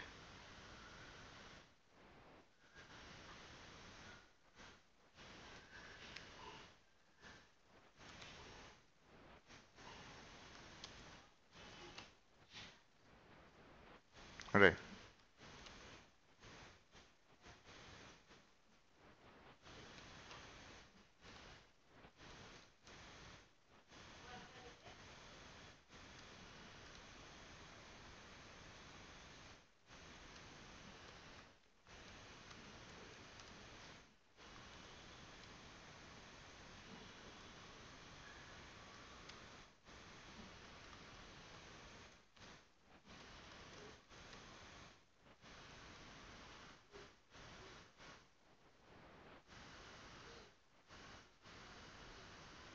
Right.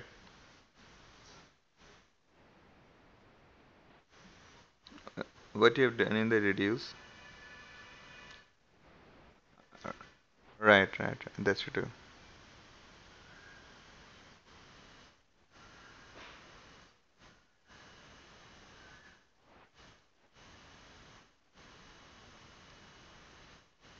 So have you dropped this collection map reduce? Will it overwrite it this way?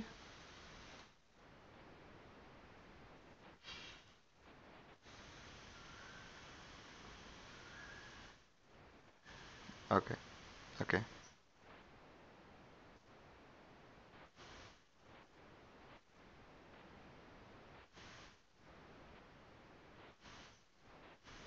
Mm-hmm.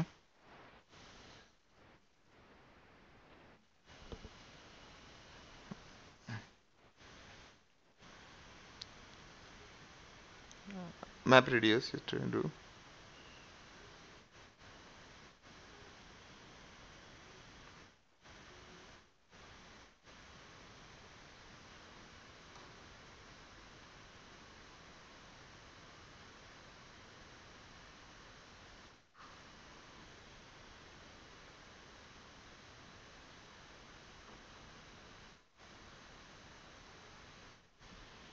It did. Good. Good. Good. Good. So probably that was an issue. Basically, that was an issue. If you cannot use the array as the ID because that's not I mean something which MongoDB has supported properly. Okay. It was nothing wrong. It's just that the way it is computing the ID or sorting the ID may be wrong. Okay. May be wrong. Okay.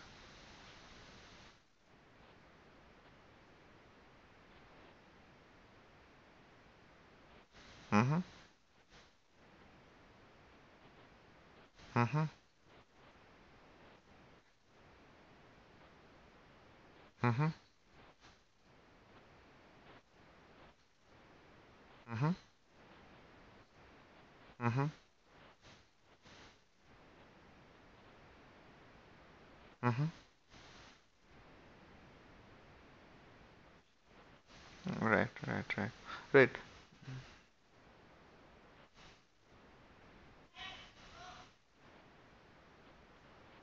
Mm-hmm. Mm-hmm. Okay. Okay. Yeah.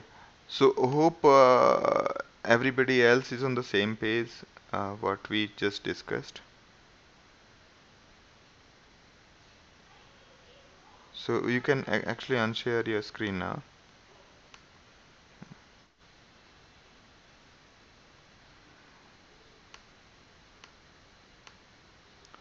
So okay. Let's start with something which I had been planning to do. This time I will, how do I share multiple things together? Okay, instead,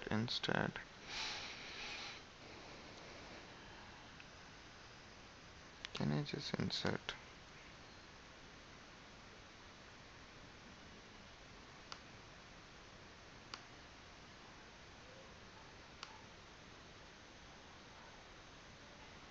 Okay, okay. Anyway, I'll just share my screen here, and I will also have to do a couple of more things.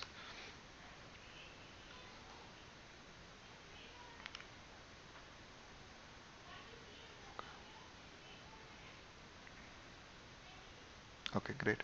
So today, from now on, I'm going to set up a cluster on my local machine, and same philosophy can be applied onto our cluster there on the cloud to set up multiple computers, whatever we discussed today and yesterday regarding replica set and regarding sharding. We are going to give a demonstration about that. Do you have a question regarding this before we move on?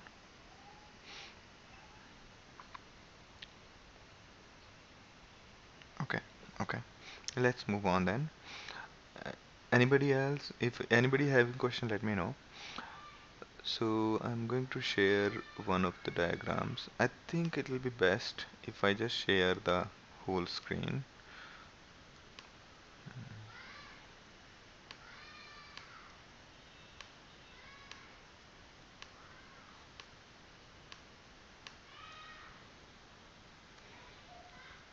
Just a second.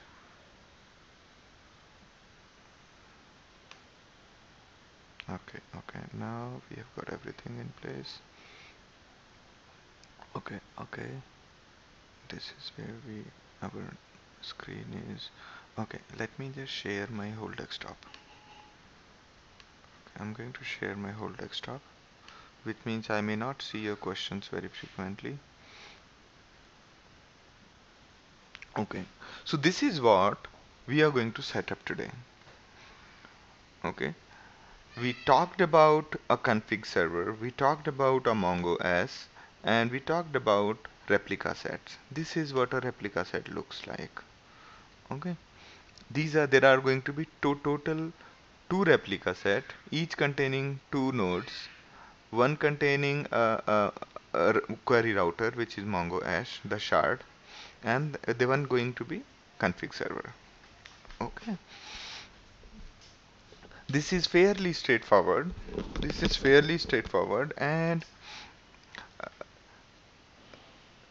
okay. So total number of this is six servers basically, and we will start with the first one called this one. Okay. So first one is basically we are trying to set up a replica set which is running on a port called 27000, and we first set up a zeroth replica set.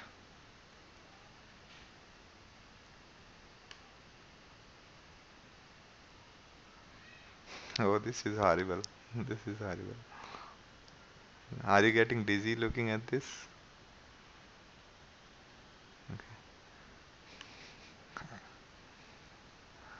Okay. It's showing, okay.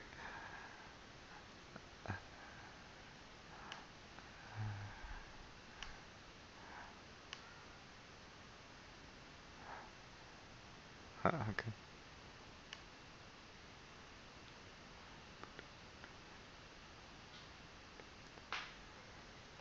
Okay. So first let's start. And so what we have done is basically we are going to set up everything on a single machine but different ports. A port on a machine is like a socket on which every machine says I'm listening to this socket, and whosoever wants to connect to me connect to this port. Okay. So that is why that makes it possible to run multiple things on the same machines. So first replica set is going to be on 27,000 port, and this is my secondary. And the way you boot a MongoDB is by providing either the config values on the command line, or you provide a config file on the command line like this. You see this? So I have said here, can I modify? No. So here, what I have done is that you say mongod minus minus config, and then you say user this, user that. Okay.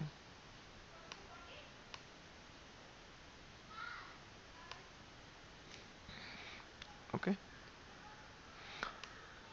Or in other words, you can see this. This is what I'm going to set up. First, replica set 0. For every replica set, I have dedicated a folder. Each folder will be having a data folder, etc and logs, and each basically this will be running on 27,000, and this is guy going to be my just a second. Right. Thank you, Sakti, for informing. Can you see now?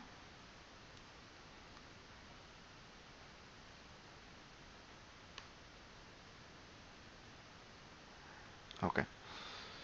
So basically, first I'll set it up this one, then this one, then this one. So this guy is going to be primary. In this guy is going to be primary, and then we're going to set this up quickly. Okay. So I have created a folder called user local var giri mongo, and then I can you see this?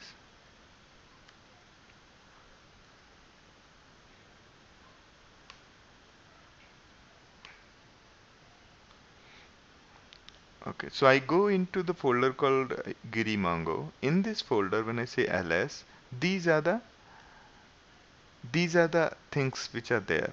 First is a config server,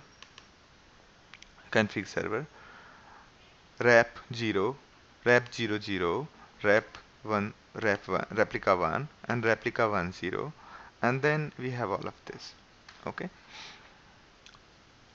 and let's go to rep 0. What is there in the rep 0? These are the folder, but there is no data folder per se. Okay, data folder will automatically get created the moment we are trying to do it. So I have, for time being, I have deleted all of my data folders. So if you had installed earlier, so each of the servers will start storing its data in the data folder. Okay, so I use this command rm-rf and delete all of the data for it. Okay, now the first thing I am going to do is take this. Okay, take this, which is what my I'm trying to set up my rep 0.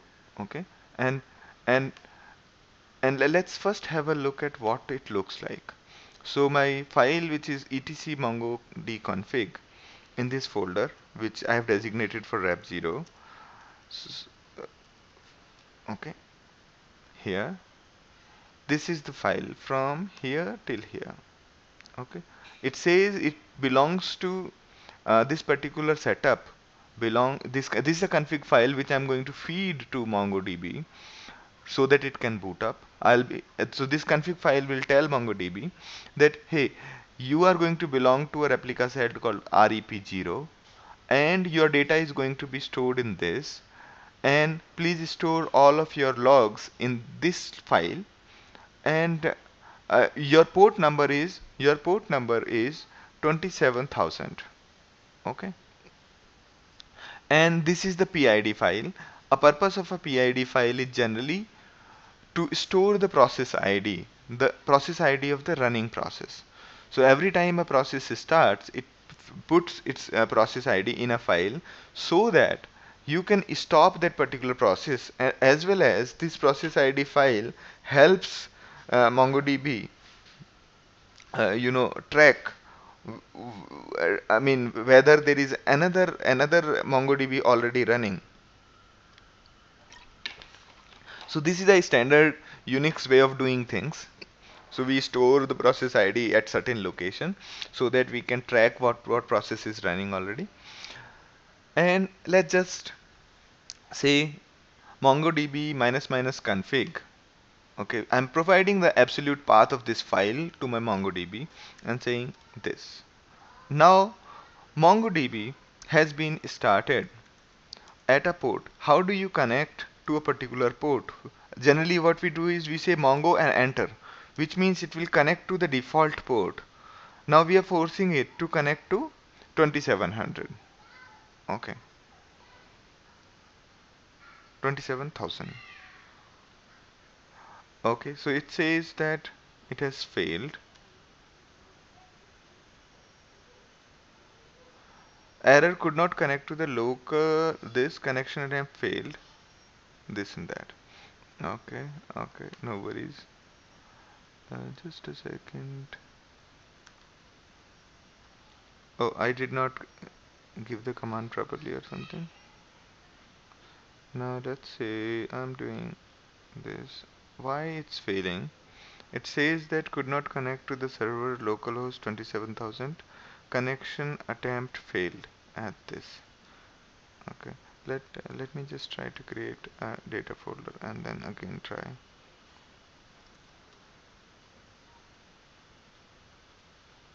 Okay, okay. So basically it needed a data folder. It needed a data folder. I'll just add this step at the top. Okay, in which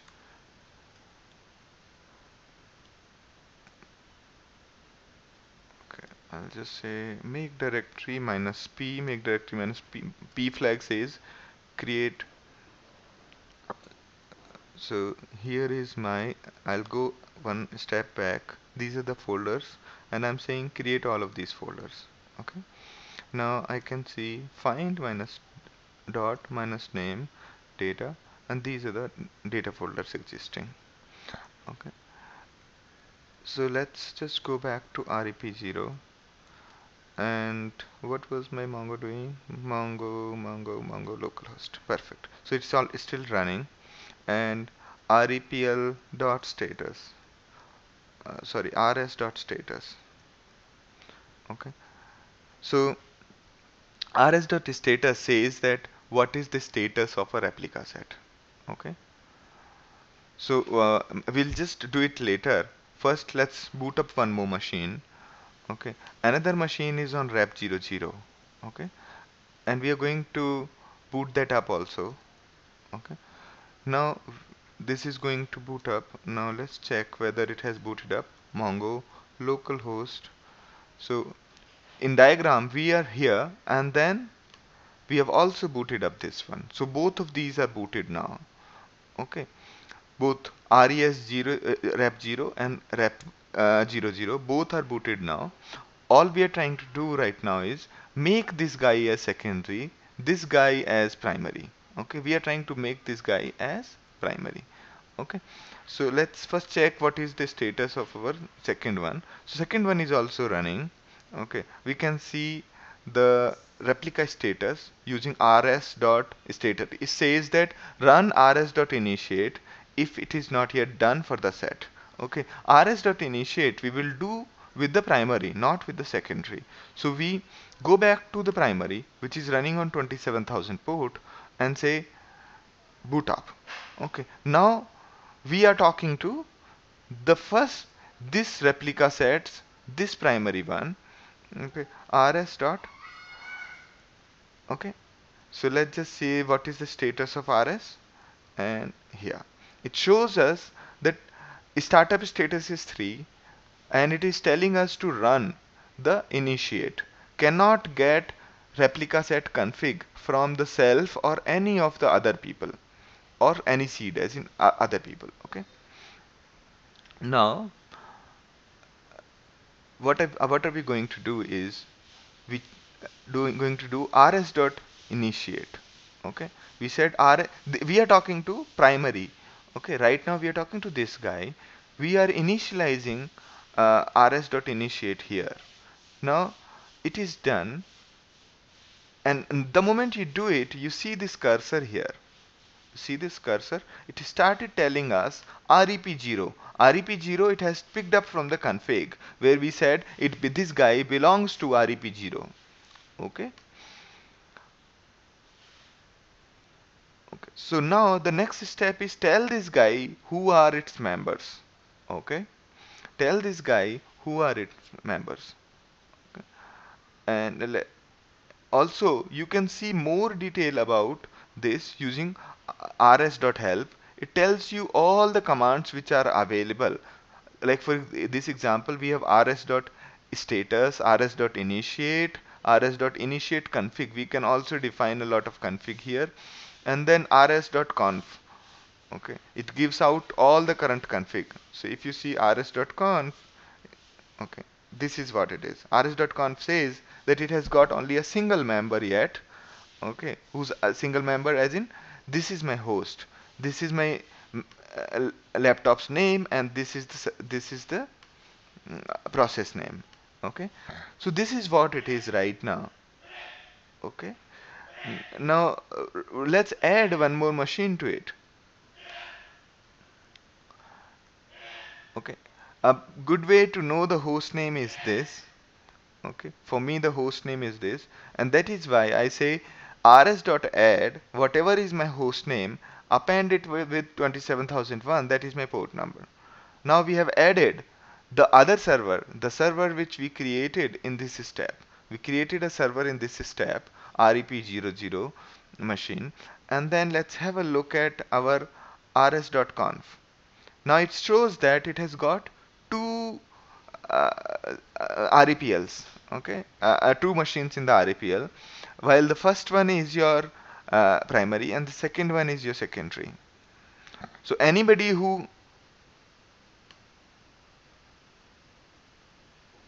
is adding the other members is the primary. Okay, so we did rs initiate on the primary machine.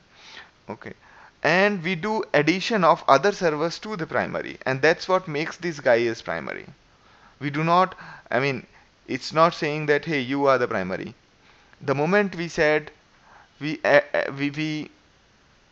I'll show you uh, where is my command, right here. Yeah, so if you see there is this others, and basically when you start adding other nodes into this, it starts becoming primary automatically. Or you can say the moment you say rs.initiate, when you say rs.initiate, it designates a node as primary. We'll show you again. Okay, so anywhere we initialize our replica set gives you primary. Okay, let me have a look at questions. So I had created the config file. Okay, if you look at the config, let me just exit this. So I was showing you these folders. So I had a rep0 folder which contains etc folder under which I have kept my mongo.conf. Okay, so it contains this. First important part is that any member who is going to be part of a replica set should have this declared at the top, saying I am a member of replica rep0. Okay, so we booted up both the servers. We booted both the servers, and then we went to one of the servers which we want to designate as primary and said rs.initialize. So that guy automatically became primary, and then we said rs.add, and then we gave host name and port of the secondary another server to make that guy a secondary of this one. So now we will remember that for this replica set, this guy is primary, this guy is secondary. And even if you don't remember, he will tell you rs.status. Okay, rs.status gives you a very detailed output. It says that the name of the replica set is rep0, and these are the members.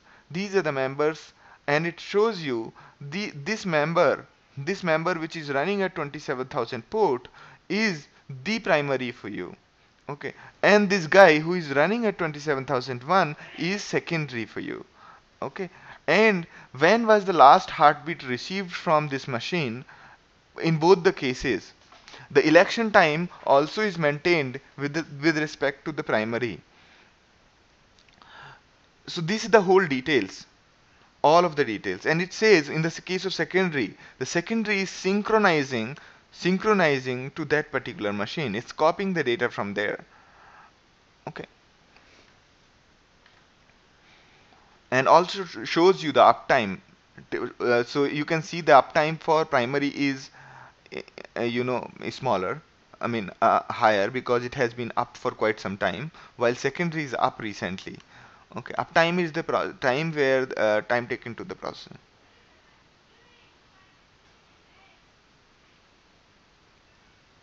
So when you say rs.initialize, it takes a bit of time. So now our first replica set, we are done with these two. We are done with these two. Okay. In the similar fashion, we are again going to demonstrate this part to enforce what we just learnt. Okay. So what are we going to do? Can somebody quickly summarize for this guy? We have got REP1 which we want to make primary. We have got REP10 which we want to make secondary. REP1 runs on 8000 while REP10 runs on 8001. Can somebody summarize quickly? Let me see who all got. We'll create a config file, yes.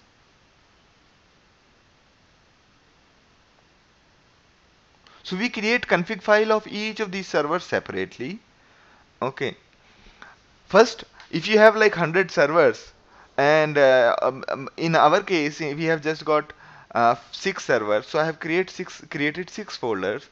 All 6 folders will contain their own config file as well as a data folder where they are going to store their data. So any changes I am right now making, it is being stored in the data folder. So next time when we boot up all of our server, we do not have to worry about configuring who is primary, who is secondary. Okay, so this information is permanent and is stored in the data folder by MongoD. So if you see, we are booting MongoD. Okay, we are booting MongoD. We say MongoD minus minus config, and we provide our config file. Config file contains the various parameters, including the port at which the MongoD is going to run. Okay, and the various commands we are doing, rs.initialize and all that, also could be moved. These things could also be moved elsewhere, such as config file, but it's best to be done using manually because this is only done once, and you don't have to do it again. So while setting up the data center for the first time, you'll be doing all of this. And the ideal way is that you create all of these folders in a all of these subfolders in a single folder in a network, and then write a script which boots up all of these machines in sequence. The way I have done here, I'll show you my script. I'm exiting from here. Okay, so I have got this script which basically does all of what we have done just now. MongoD start first one, MongoD start second one, then and so on. Okay, so you store all of this config. This basically will become your network folder when you have various machine, and then you have this script which will boot up all of these servers together. Okay, so now we have booted up these. We want to boot up these. Anybody can help me? Can anybody help me with that? Yes, we create a config file. We create data directory, and then create config for each and assign primary. Yes. So you don't need to create a config file. You just take any config file. All I did was I took a same config file, changed the directory folder, data directory folder, and changed the port name, and also changed the replica set name. That's it. Okay, and also change the log directory. Okay. All right. Now let's start the other ones. Great, great. So everybody seems to getting it. Now I'm going to REP1. Okay, this guy is going to start REP1. I said mongod minus minus config, and then I provided my config file for REP1. Here we go. So let's see if it created, just quickly check Mongo localhost and they say 8001. It doesn't. Okay, yeah, I think it's 8000. Yeah, 8000 it's working. So our last command, this command was successful. REP1, okay. Let's just see what is there in the REP1. REP1, the etc and MongoDB In this we have a replica set name called REP1 and we have got a port number which is on 8000, okay, and we are going to store our PID here. So these folders become little different. That's it. That's it. Okay. Here 8000 and that's it. So our another machine is booted. Now let's boot another one which is going to be secondary of this one. Okay. Let's see what happens. Mongo, we quickly check whether we are able to connect.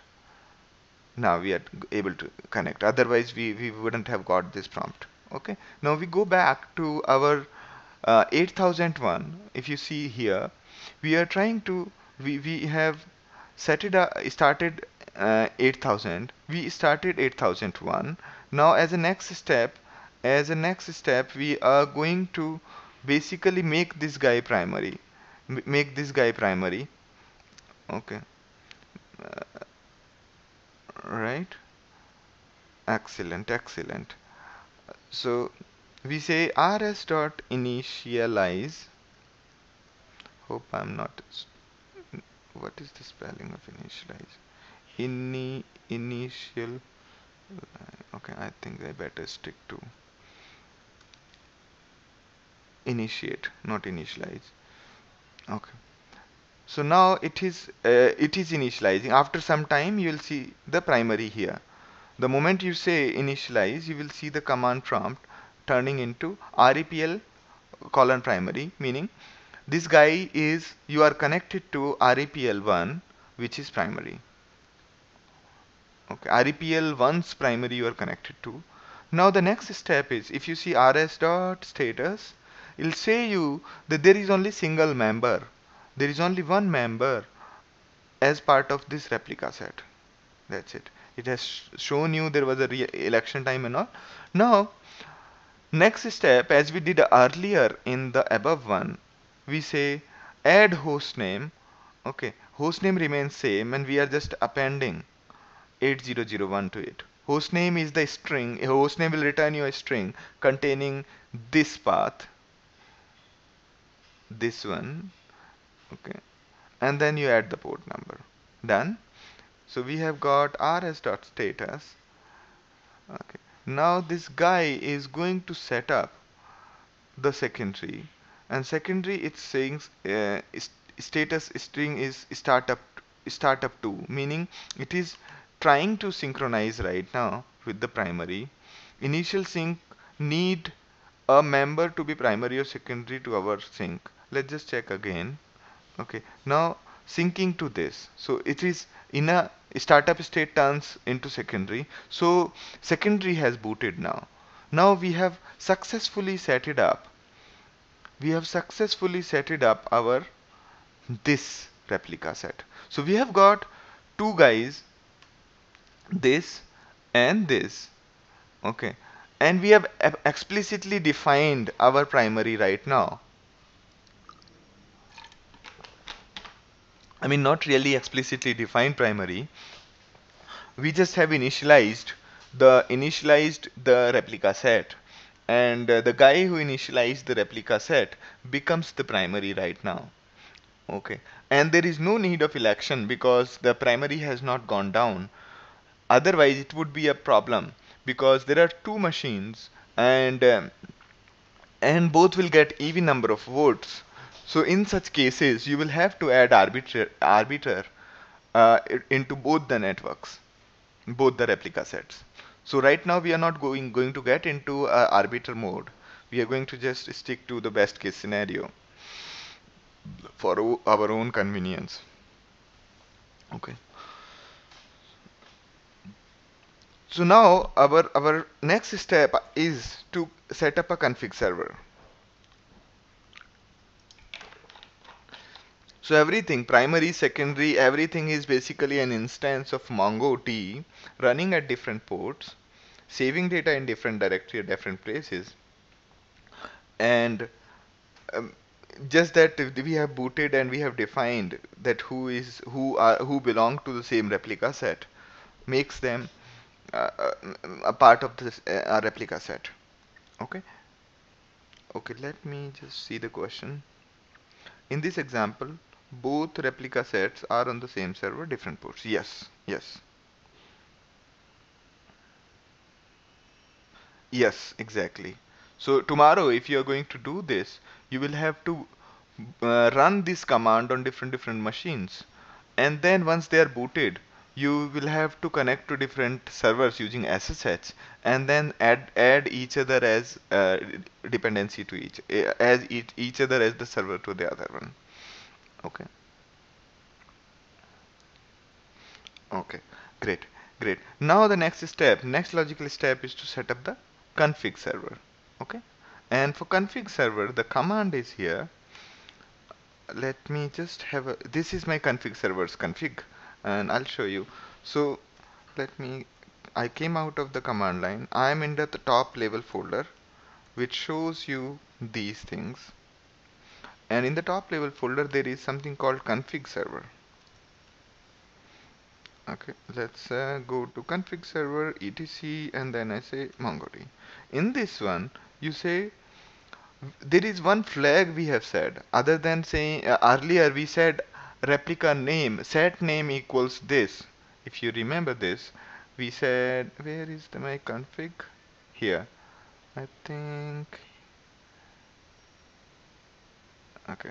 It's not very visible right now. Anyway, instead of saying replica set name equals rep0, we are saying config server equals true, and that's it. Okay, and we define the data path, we define log path, we define a newer port which is 17,001. Okay, now let's see if we can boot it up. Okay, we take this command, run it. We are saying start up my MongoDB server using this config. Okay, now let's see if we are able to connect to Mongo 17,001. Sorry, not this. Localhost colon 17,001. Great, it's listening. And as we say, we have there is a command for this. Okay, so we say db dot server status.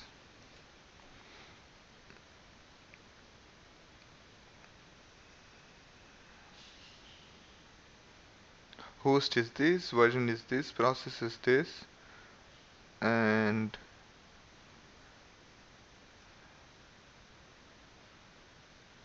okay. So nothing else is required on this end. Okay. Nothing else is required on this end. We just have to say that we are starting a MongoDB conf.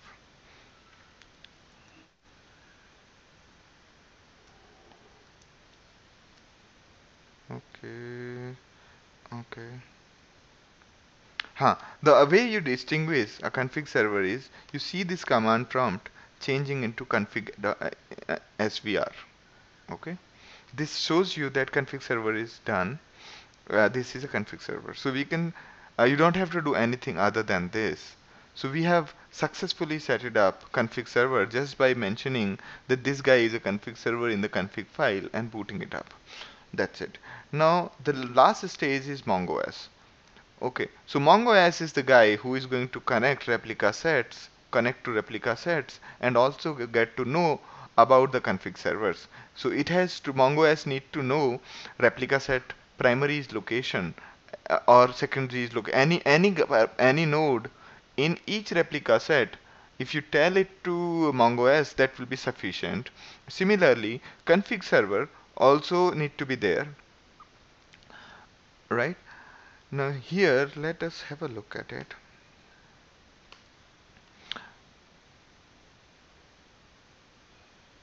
Okay. Now let's start the MongoS. To start a MongoS, these are the few commands you run. So MongoS we are going to run on what port? 17001 port. Okay, we are going to run it on 17001. Okay. So the only difference, the biggest difference is with respect to MongoS is we do not run MongoD. So far we have been running MongoD minus minus config and blah blah blah. Here we are saying MongoS and the config is in the URL itself. Okay, MongoS does not need to store its data anywhere because it doesn't have a data. Okay, it doesn't have a data. So MongoS, all it does is does most of its job either in memory or in the cache, and it doesn't do any persistent job. Okay, it has no memory whatsoever. I mean, no persistence memory. Okay, so all you need to do is boot MongoS with the configuration that hey, these are my replica sets primary servers, and you connect to them. Okay, or you just boot it with on a port without any configuration, and then it is going to take care of everything for you. So let's just boot it.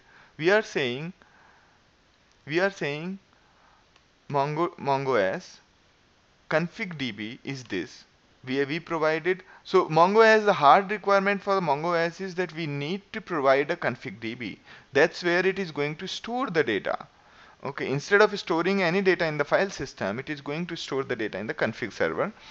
Okay, informing him that this particular piece should go on to those has gone into those servers. Make a note of it, or it has gone to these particular replica set. Make a note of it. And we are saying this is the port on which it is supposed to run, which means when we are going to run our command line, we are going to connect to this one. Let's say, great.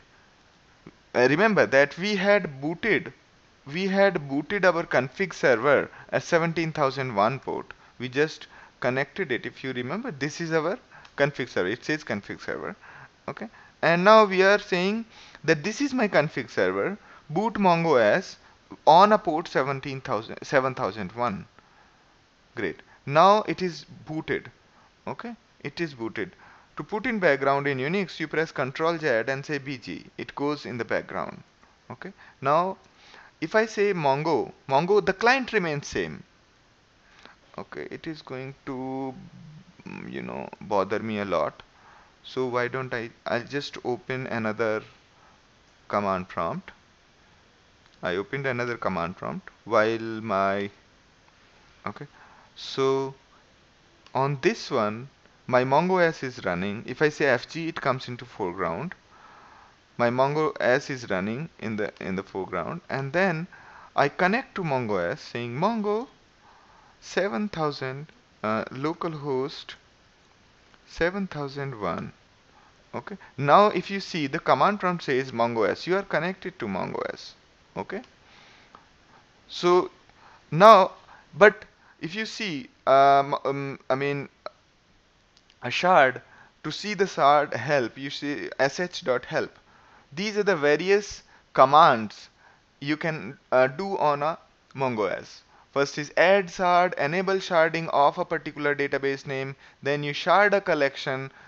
If you see, so first we will do an add shard, meaning we are going to add a replica set and making that replica set a shard of this guy. And then we are going to enable sharding on a particular database. After that, okay, we are going to enable a particular sharding on particular database, enable the sharding on a particular database, and then we are going to shard a collection by this key, okay, by a key. So this will basically split the collection and start storing at various places. Okay, rest of the things are not right away required. You can do it later on. And when the balance, because balancer always runs in the background the moment you are adding machine, so you can check, is the balancer running, is balancer running, as we discussed recently. So balancer is not running. There is nothing to be stored. And in general, you quickly check what is my state of my sharding. This is the state of your sharding. These are the various database. Okay, admin. So there is only one database which is admin, which is sharded. Okay.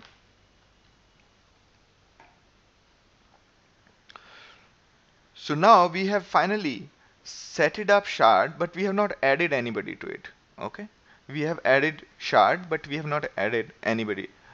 We have created MongoS, but we have not added a shard. To add a shard, you do sh.add, and we are adding here uh, rep0 slash, meaning this is the name of the replica set slash my host name. So you can either specify primary or secondary here.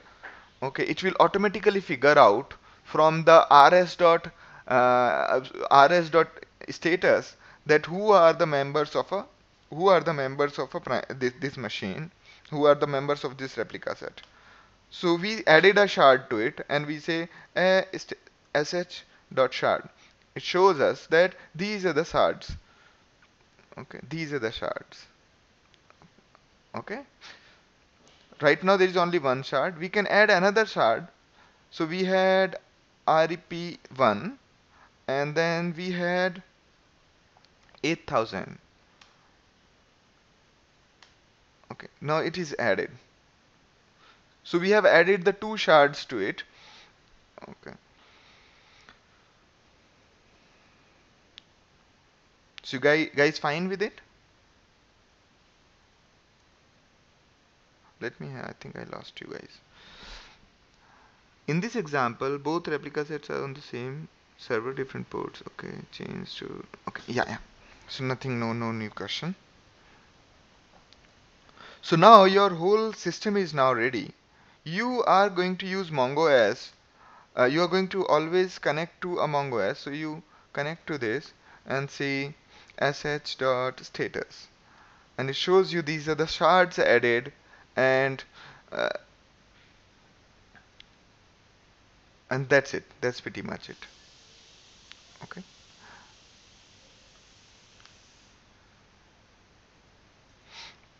Now let's have a show DBs.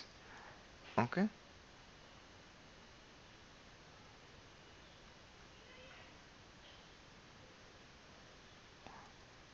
Right now we don't have any DB per se because we did not create any of the databases. What you could do is, let's say use test. Okay. Now database we have created test, and we are saying collection, sharded collection dot shcol, and insert. This is going to be name equals SANDEEP, and then we put I with it, and that's how we had been doing it always. Okay, let me just put it this way. Now we say db.shcol.find. Okay. Now this is added. This is added successfully. Okay. Now this would be added somewhere because MongoS does not do it for you. Let's just open another command prompt and try to connect to localhost, and the first replica set was on 17,001. I forgot. 27,000. 27,000. Let's see what's the status. Show DBs. Okay. Now it has got use test. Okay. And db dot what was the sh call dot find. It has got that one. Let's open another one, Mongo, and I'm trying to connect to the second shard which we created. Okay, and we say show DBs. It has got no replication, and it hasn't got that particular database yet. Okay, because we have not enabled sharding on this database. Okay, now let's enable sharding, and see if we increase the data, does it overflow to the next one or not. Okay, so this is going to be little intensive, so stay tuned. uh, so we are going to do db.na. So we have got four terminal open. First one is running our Mongo S, because Mongo S keeps on giving all these errors. So it's better to keep it open in the terminal rather than running in the background. Second is that Mongo S command prompt, where this is our main port where we are interacting and inserting the data. And third one is we are connected to the primary of the first replica set. Then this is our second replica set's primary. Okay. Now let's say that we want to say db enable sh dot enable sharding on s. We what was the db name? Db test. Okay. We had created enable sharding on test. We are saying enable sharding on test. Just a second. Okay. We say test. Now sharding has been enabled on test. Now let's have a look at it. So show dbs here. What does it give? It gives us test. Show dbs. Does it give test? Not yet. So probably uh, let's have a look at sh.status. Okay. It says that test is partitioned and the primary for this test is rep0. Okay, hold on a second. Did we add? Yeah, we added actually both the shards. Okay, great. Now let's just try to flood this database. Okay, show dbs, we have got test and say use test and say db.test.find. Okay, why db.test dot no db dot sh call dot find. Okay, we'll do the same thing on our. Okay, so let's call it rep0, and let's call this guy as rep1, and let's call this guy as mongo s client. Okay, and this one is our mongo s anyway, is clear. Now we can see that the database has come back here, but not on the second shard. So shard 1, shard 2, these are two machines, replica 0 and replica 1. Those are the shards.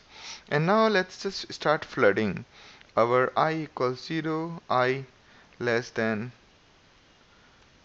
I plus plus, and say db.shcall.insert name.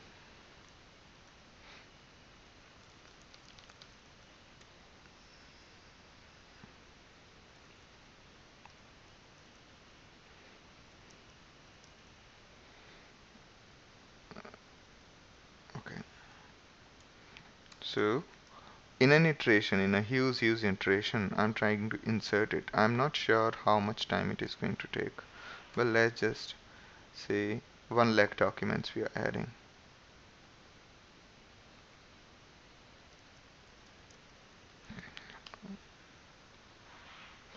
Oh, where did I make a mistake? Hold on. So we first say this. Okay, fine. And then say this, and then say close this, and then say this. Yeah, now it's adding. And let's keep an eye here. Okay, and what is the What is how do you see the size? State, stats, storage size. Okay, we say assets call dot status. Yeah, just a second, just a second. Status. 1 second, it is supposed to give me the status. It's called. Okay, okay. So we have got this size, and the namespace is test.assetsCall. Total number of count is increasing every time. Now we have got 42,000. And are you sure that it will come here also? Show DBs. It hasn't come for whatever reason. Have we done everything right? Let's see if we keep on increasing it. Does it does it go overflow? How many entries have been added? So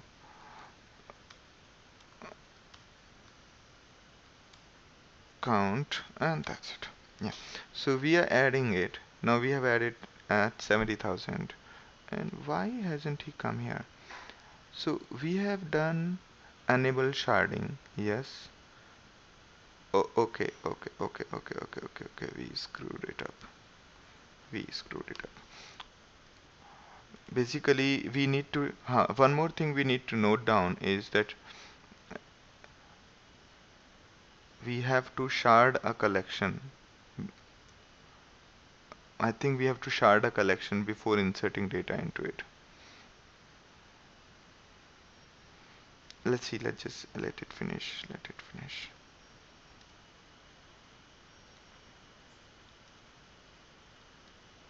I think it is done now.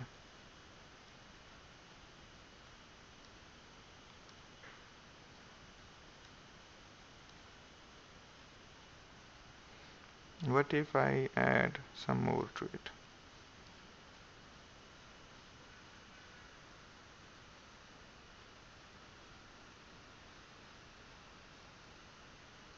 Let's just add one more LEC document to it. And this time let's call it Mongo stupid input.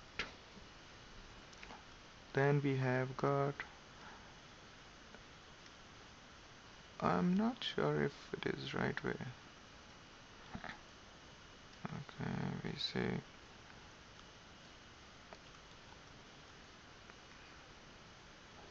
okay.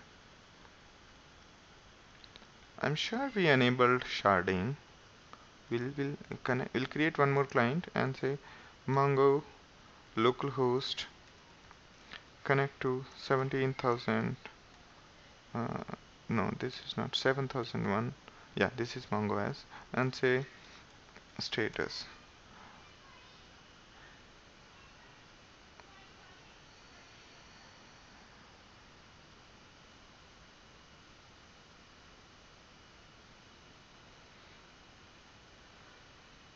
So it says that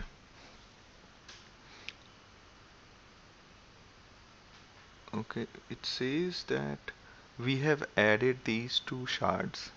Fine. The databases are partitioned, test is partitioned, and are we adding show DBs, use test, show what? Use test, and then show collections, and say db.sh call dot status stats. Okay. Average count is this, index is this, padding factor is fine. Okay.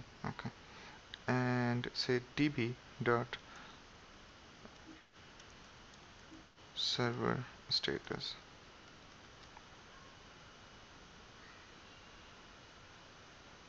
Okay, this is just a server status. db dot help. What does it say? I think I've enabled the shard on the collection.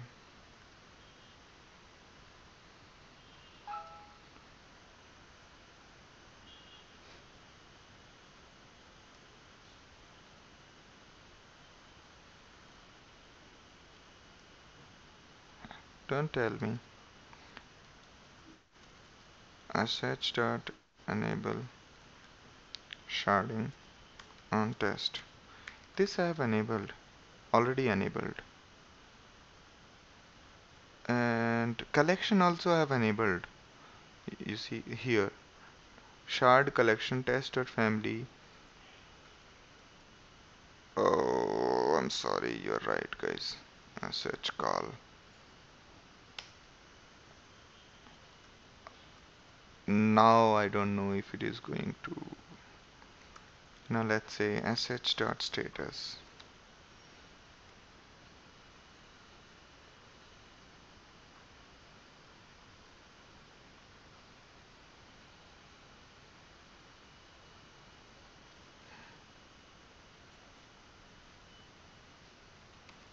Mongo after sharding. Okay.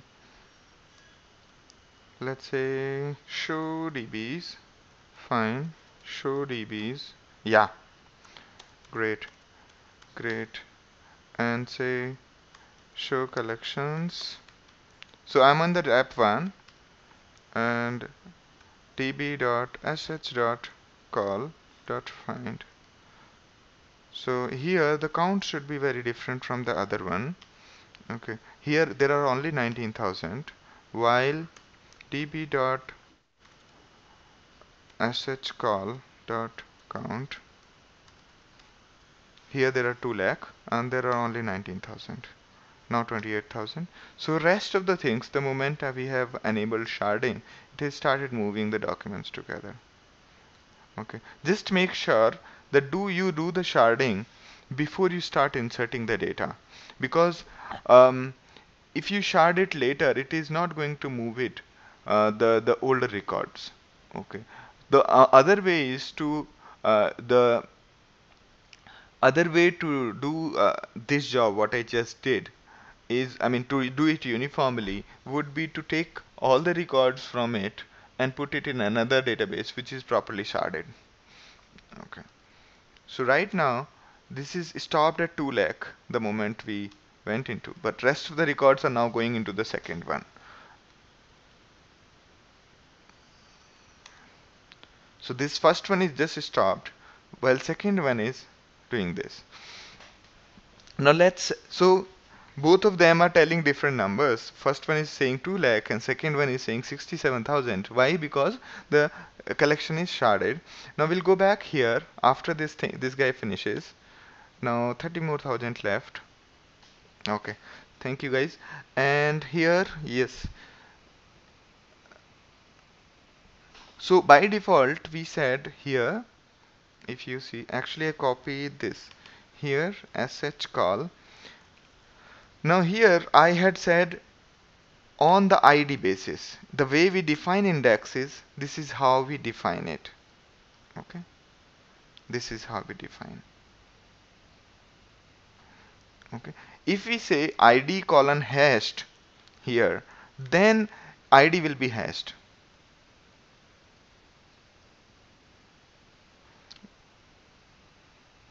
But before that, you will have to create an index, hashed index on that column.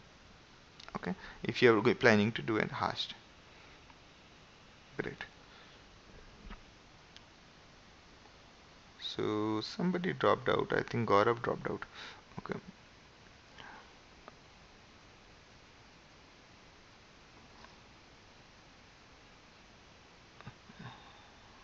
No, you cannot reshard. You will have to basically copy the data from one place to another. This is what I actually heard it.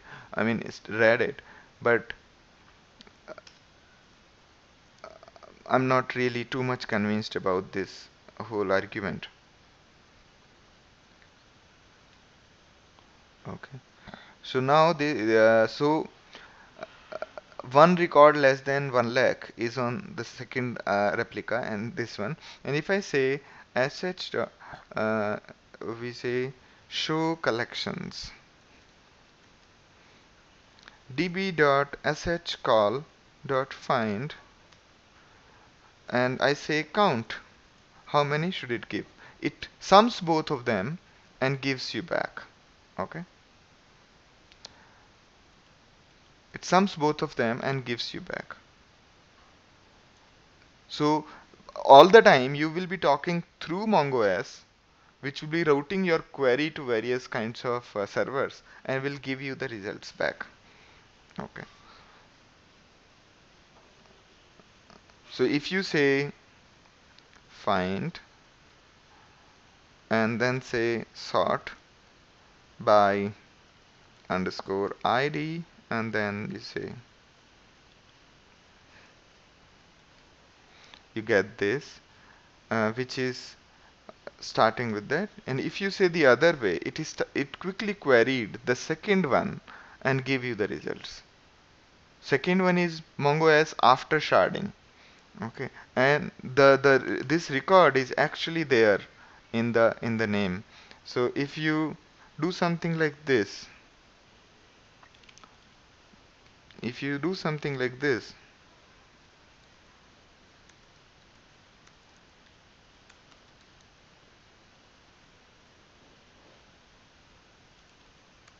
let's see if it can get the results.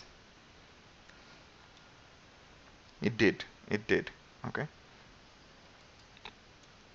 and if I say explain, okay, it is going to say, tell you all the details. Okay, it says that it is doing a parallel sort, which means it is trying to look up in both. And these are the shards, shard 1 and shard 2. Shard 1 is having base cursor, and number of scanned objects are going to be these many, 2 lakh, and number of objects are going to be this many. So it's actually scanning both the things together. So it sent request to both of them, and both of them gave the output like this one similar output given by both the servers, and it had just displayed us both the output here, that this server is saying this much and this server is saying this much as your query plan. Okay, so this gives you a decent idea.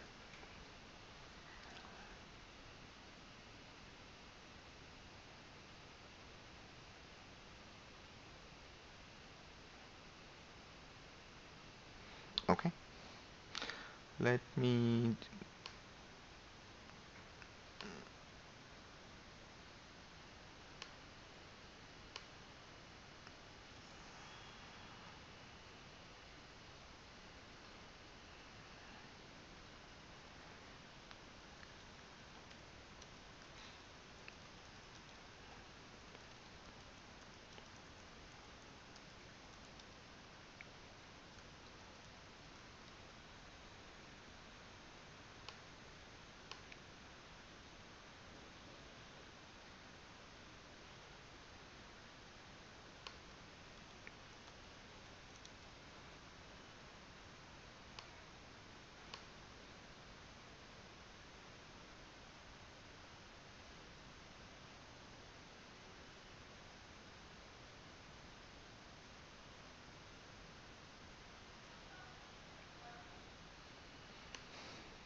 If we do enable shard with some other ID, what will happen? What happens?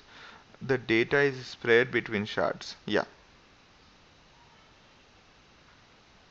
If you do a text search for 1000, it will have data in both shards. How will it perform? So, yeah. So it will basically send queries to both the servers, and both the servers will do the search, and then it aggregates the result. That's what I was showing you. Even for the explain query, when we said explain, it actually asked both the guys to explain and reported you back. Okay. Similarly, when we said count, all it did was, or any query we did, it sent the request to both the servers or all the servers and gave it back. That is why it is very, very important that you query on something which has been used for sharding. Okay. Also, you cannot, yeah, yeah.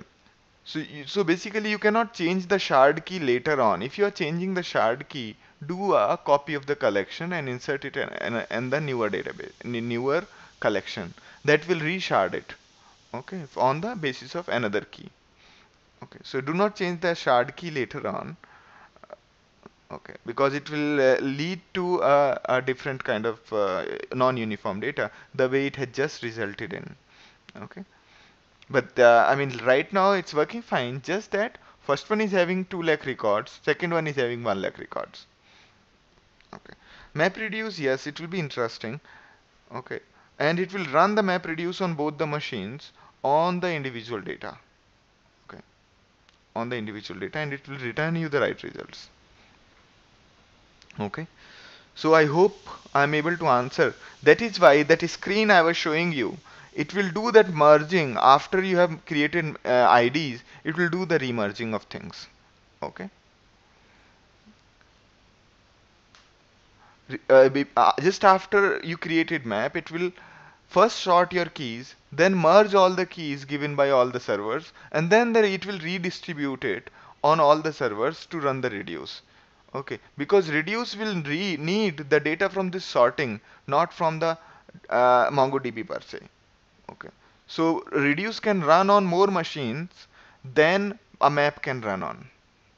Okay, so those are the kind of dynamics of these kind of machines.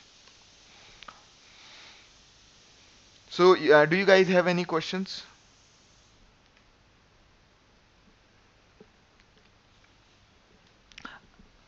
I'll be sending you, I have been sending you the form for the feedback. Please fill that form. It'll be great. And it is, I mean, it's okay to fill it again after every session. Okay. Please fill that form again after every session. It is very useful for us to create that. Okay. So do you have any questions to me right now?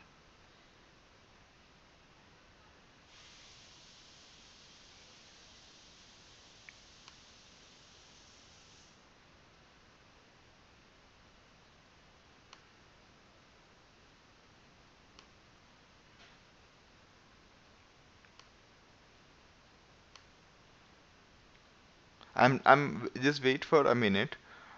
Basically, I'm trying to do this.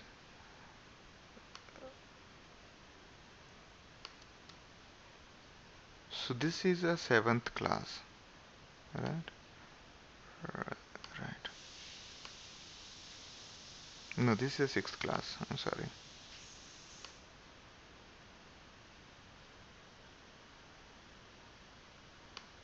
Yeah.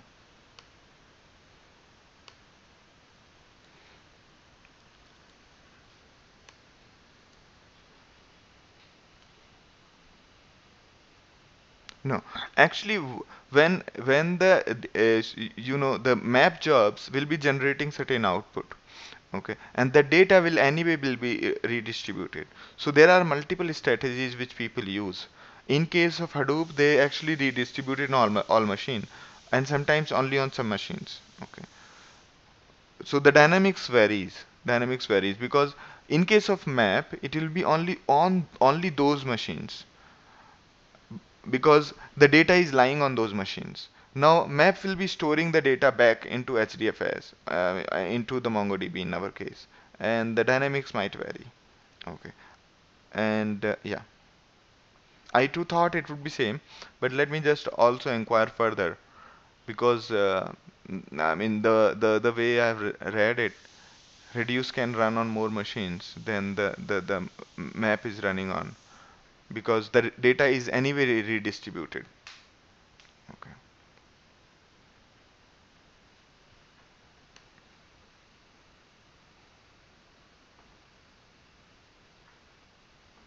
Yeah. So this map has to be sorted. The output of the map has to be sorted, right? So after sorting, the data has to be redistributed amongst machines. So on if and this redistribution can happen, it would be beneficial to do this redistribution on more machines than the map was running, and that is the reason. Okay. So I mean, let me also inquire it first before I confirm. Okay.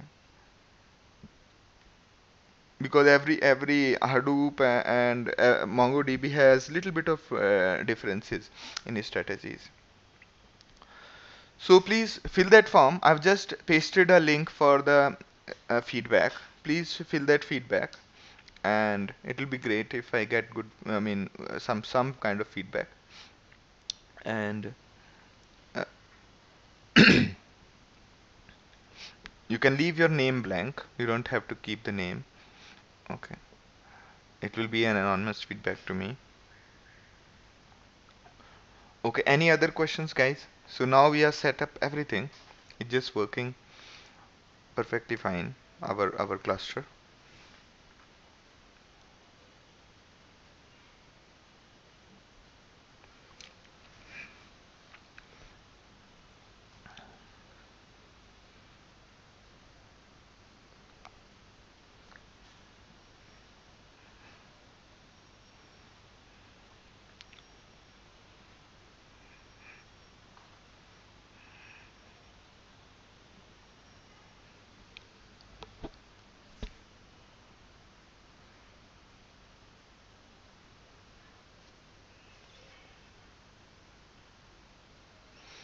Okay.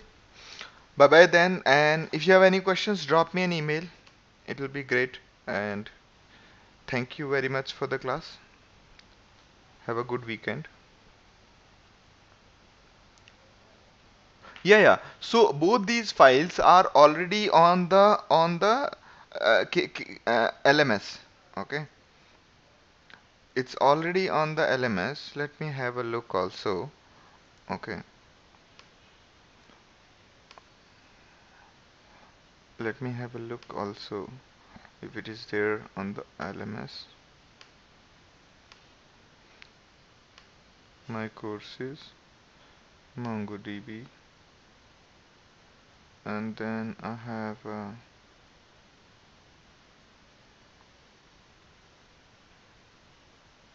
go up, go up, and we have session 6.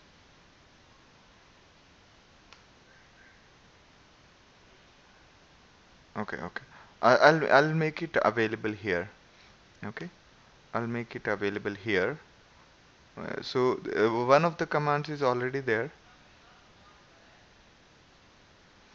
These commands which you are asking for is already there. Okay, presentation is there. I just have to add the cluster config, the diagram also, so that you are clear about it, and that's it. Okay. And assignments and quiz I'll be posting soon. So and I'll update you guys very quickly. Okay. And all of those you have finished who have not finished their assignment, previous assignment, please finish that one, because I'm trying to hold myself back. So assignment of this session is going to be in the form of quizzes. Okay. And those who want to volunteer for setting up the server cluster, it will be great. I will set up four. I will have taken 4 machines. Okay, or maybe we'll take 2 more machines, 6 machines, and we'll do what we did today on those machines. Okay. So I'll inform you with the result, basically all those IP address of all those 6 machines, and I'll also define the port number on which we want to get set it up, and then who all want to help in this setting up? Okay. So I will share the details, and then if it is already running, you don't have to set it up already, because somebody else might have already set up. Okay. And how should we do it? Okay. Okay, what I'll do is I'll create a doc.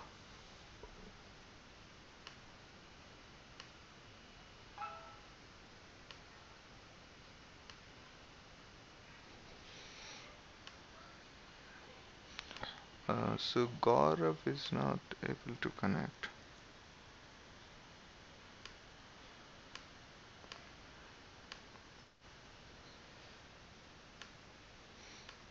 Okay. So what I'll do is I'll create a document, separate Google Word doc, and we'll share it with you guys with all the details of these six servers which we are going to buy. And then what you can do is you can use that document and keep on putting the comments over there, and you can also see who all are editing that document. Okay, so that no two persons are conflicting with each other. Okay. So we'll set up six separate servers on the cluster, and I'm going to give the access to you guys, and and that's it. Or what you could do is, how should we do it? So if we take up six servers, we can keep different ports. Yes, that's what I was thinking. So we'll assign different ports to all the people and let them set up their own MongoOS, config DB, and all those things. Okay. The thing is, I do not want to do it on a single machine per person. I'll not do it on single machine per person because a single machine is injustice to the whole experience. The way I have done today is just to be on the safer side and able to do it quickly for the demo purpose. But this is not the right way. So every machine will run six MongoOS for six different people, and similarly config server for all six people will be different, and that will make all of us comfortable together. And this is very important aspect because 90% of the people do not set up their cluster because they are afraid to do so. Okay. If once you do it, then you will have no fear, and then whenever needed, you can quickly set it up. Okay, no mental blocks. Okay. Great, great. Then I'll share the cluster details with you guys, and then you can carry on. And you will be running your assignments and projects on that cluster only. Okay. So what I'll do is I'll give you a small quiz as an assignment, and the second assignment would be to set up the cluster. Okay. Thank you guys. Thank you very much. Okay. And Gaurav and Sakti, your assignments are pending. Let me know once you are done. Okay?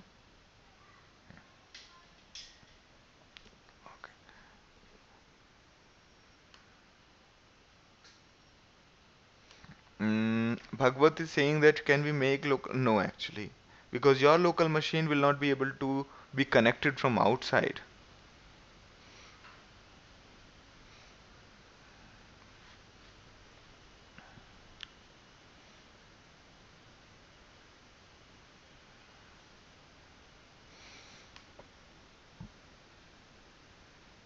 Yeah, MongoOS you can run locally. MongoOS and config.db you can run locally, for which the replica set can be on there. Great. Okay, the guys then have a good weekend. Bye bye.